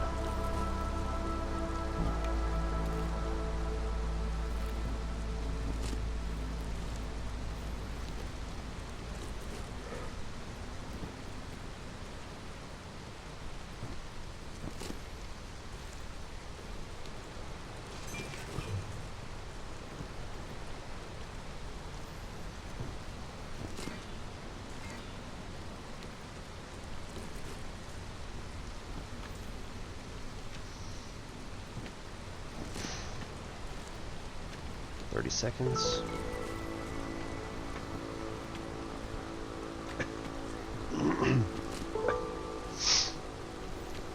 Got it. They can go work. Whatever that might be.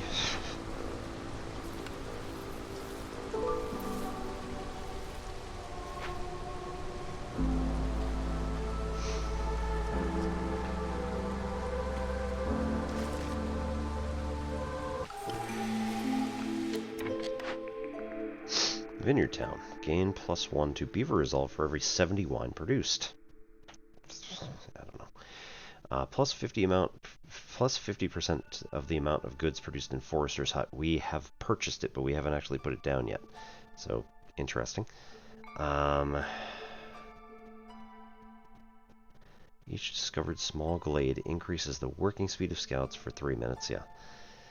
And gain 2 wildfire essence for every 2 completed dangerous or forbidden. I mean, that's a huge amount of money.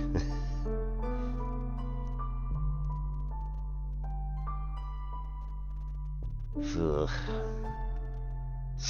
Yeah, let's do From the Ashes. I don't know if we have enough stuff to do this one, but whatever. We're already in year 3. Man, that guy's coming in year 8. He's gonna murder us all.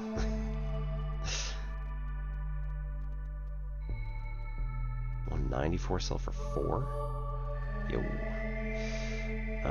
Roots 234, 284 sulfur 4. That's alright.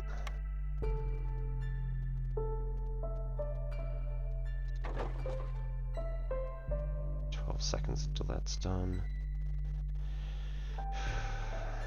Rainport.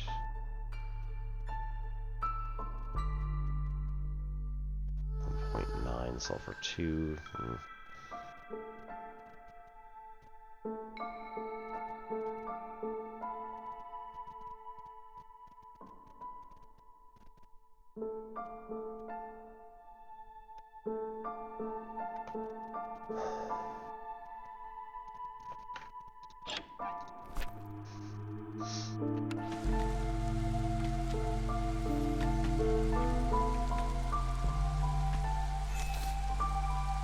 Once this breaks through,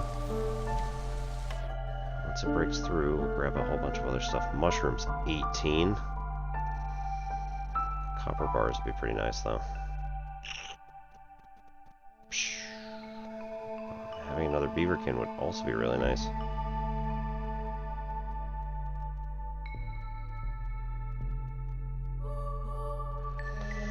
Alright.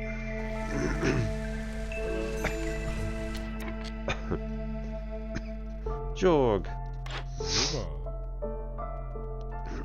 +2 to pottery, +2 to wine. Plus 20% to food production. 3-star biscuits can now be made at Kiln and Rain Mill. That one's gonna be awesome.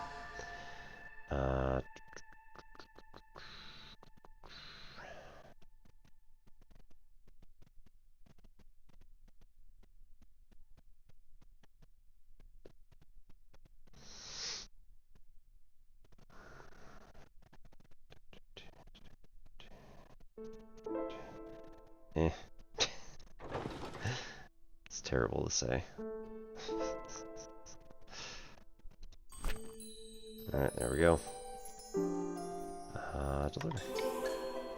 And we also get a thing. Herbalist camp, herb garden, no. Trapper's camp, full size. Tempting. Bakery, biscuits, pie, pottery.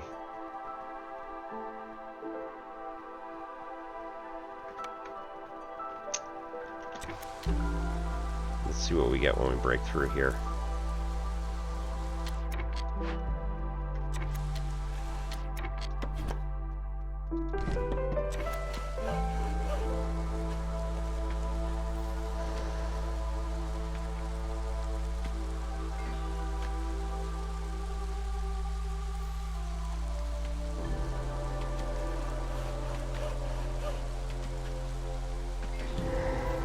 Hey.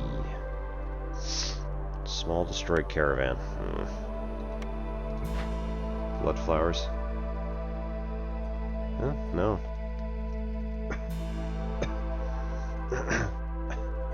Jorg, we might need some quick amber.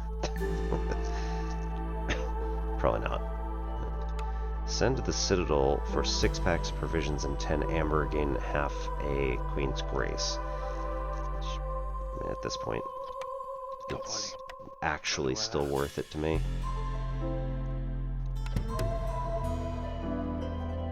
This is a large forager's camp, which we don't have.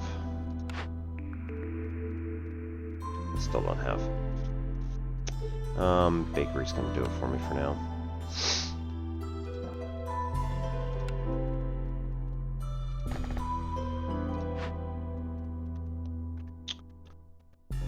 Tools. Got nothing on that entire list. Wine, meat, and skewers. Large now. Yeah. Should have looked at that first, I guess. Traders are afraid and will not visit this area. Unwelcoming region. Or we can loot it for -5 global resolve for the 3 minutes. For 20 boxes of porridge, 25 flour, and 25 reed. That's pretty nice.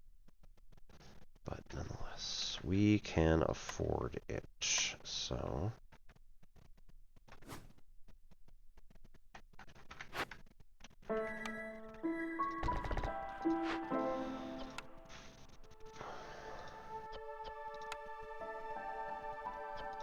this is not going to go well.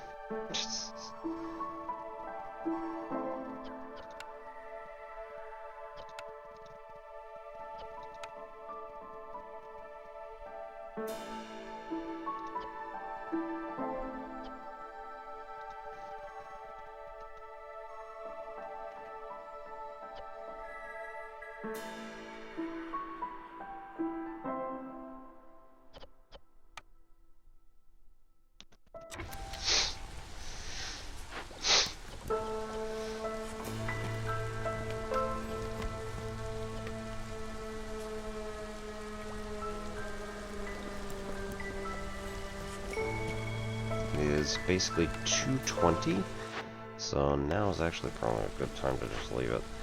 And then go over and see Moo, I think, today.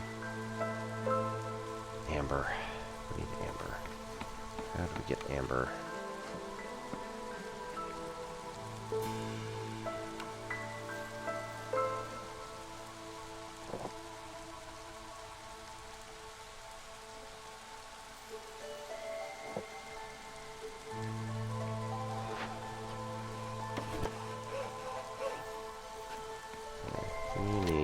Move these guys down here. Give them this whole area to play with.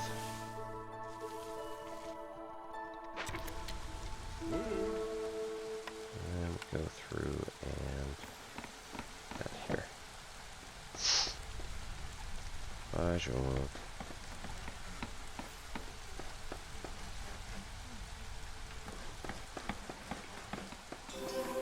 There we go. Tool shop. Make tools. Pipes and boots.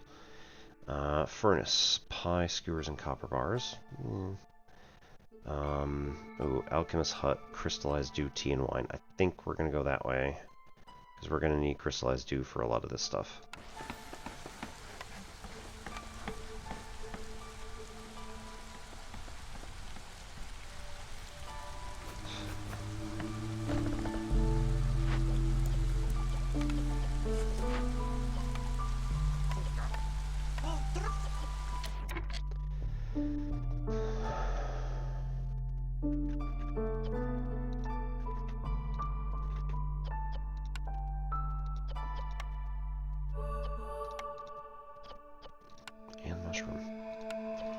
Any water. Oh, actually, we have this one. What is that? Drizzle. Build one of them. Okay, so we're gonna have drizzle water. Resin we never use, so use that.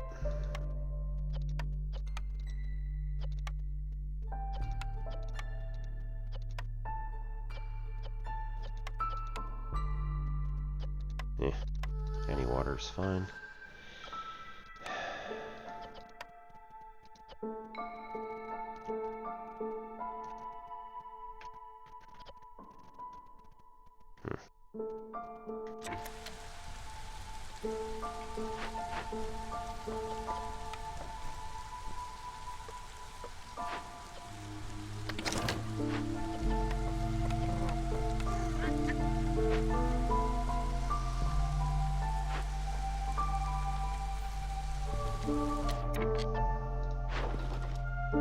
Need 2 minutes.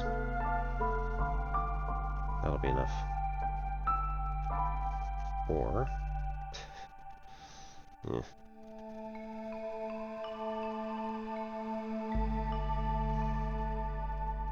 Nah.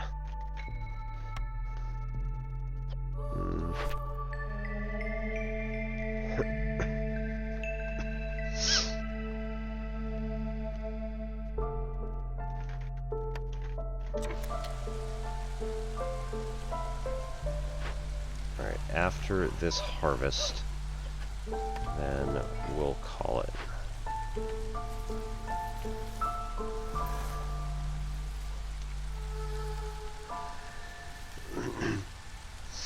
So let's snooze the ads.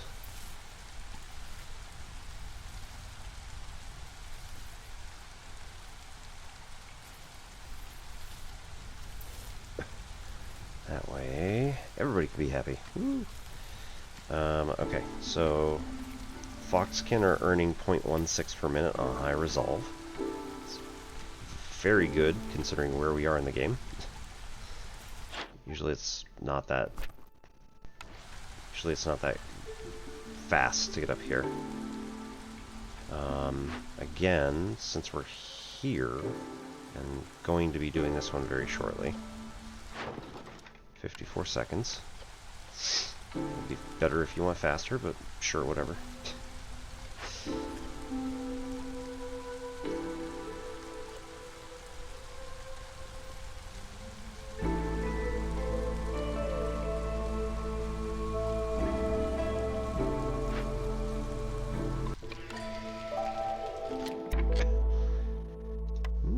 Alternatively,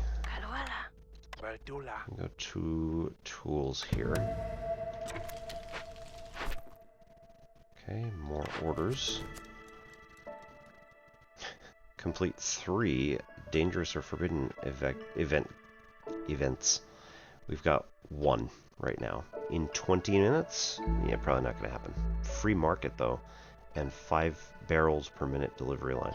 That's really nice, but nah. Bathhouse. You do not have this blueprint currently, so dangerous to attempt. 14 villagers with the coats need fulfilled for 120 seconds. Sure. Because we can always just buy coats, so yeah. Complete 5 trade routes worth at least 11 amber each. That is bonkers. That one's fine. Be fine.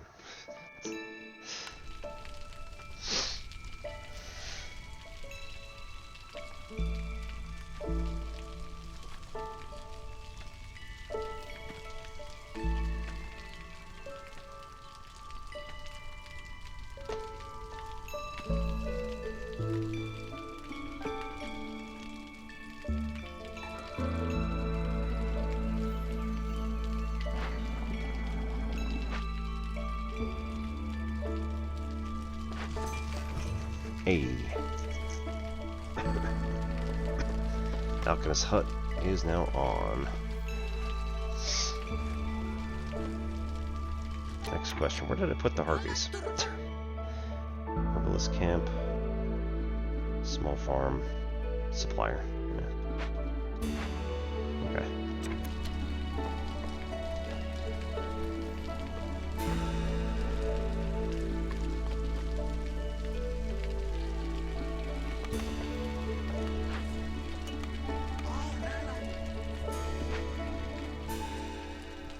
Foxkin just ducked underneath again. Man. Okay. So this means now they should be... Yep, they're good. So they're doing their thing for 3 minutes. It's going to send this to the Citadel. We're going to get another one from this one over here.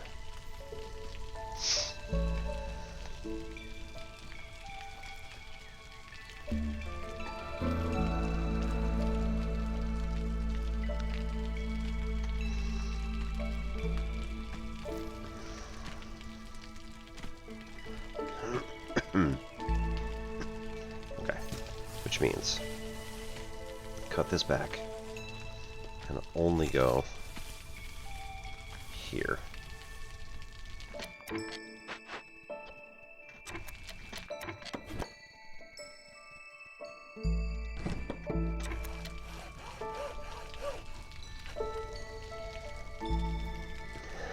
We'll cut into both of these glades fairly quickly. This one's now done. We've got plenty of food for the season.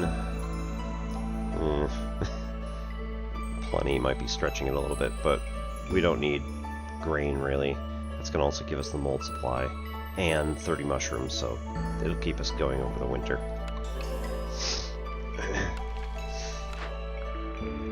Bathhouse.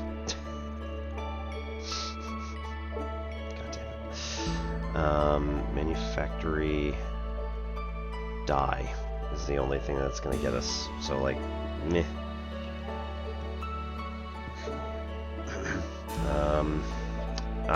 We do have tea.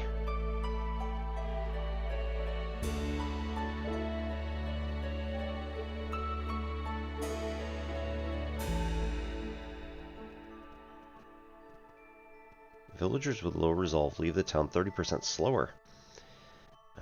Regular baths improve everyone's well-being. Global production rate up 25%. I think we're going to do the bathhouse.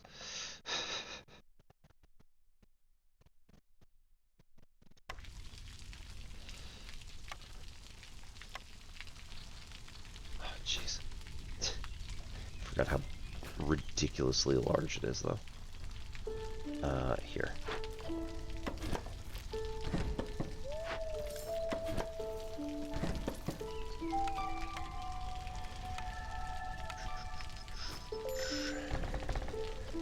Foragers. Yep. Move. Question mark? Nope. It has the same problem as the others.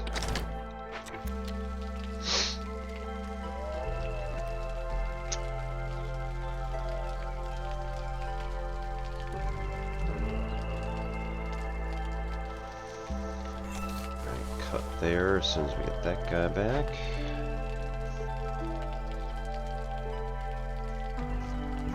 Planks, no bricks. Cool. We don't have any bricks, do we? I mean, nowhere to make them. Yeah, crude workstation. Ugh.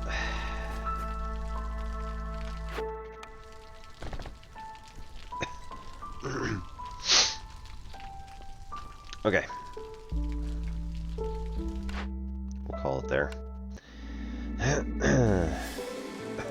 Thank you everybody for coming.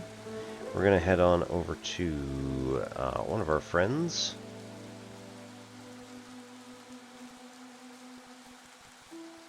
Give you a rundown of who else is playing what. DT Games 17 is playing Skyrim, modded. Looks like the... Can't tell if it's... No.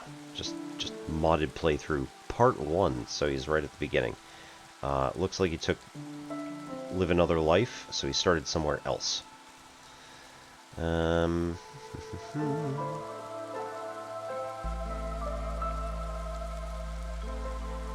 Xannerly is doing World of Warcraft.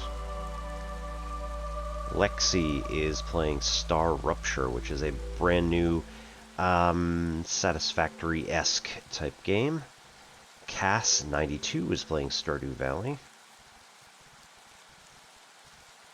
Moohoodles, as per usual, is going to be doing science and technology space events, followed by fundraising and possibly getting a new emote slot. Blink Blink Games, also playing Star Rupture. Looks like she's doing alright here, getting into building giant solar panels and stuff. That Franco Kid is one of our friends from Solu's channel and Psyche's channel, who is currently playing Peak. Commander Orange Phoenix, interesting. I would imagine he's about to hang it up, but he's been on for 3.5 hours and is hanging out on Distant Worlds 3 prep, I think. Katharina Game we just went to last time for, she was playing 9 Souls as well. So after we finished, we went over to her channel. She seems really nice. She's currently doing Dead Space 3.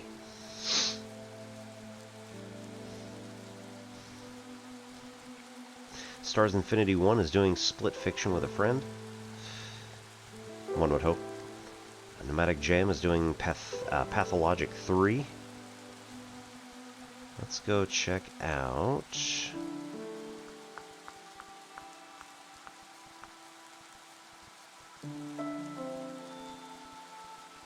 Let's go check out Lexi's channel.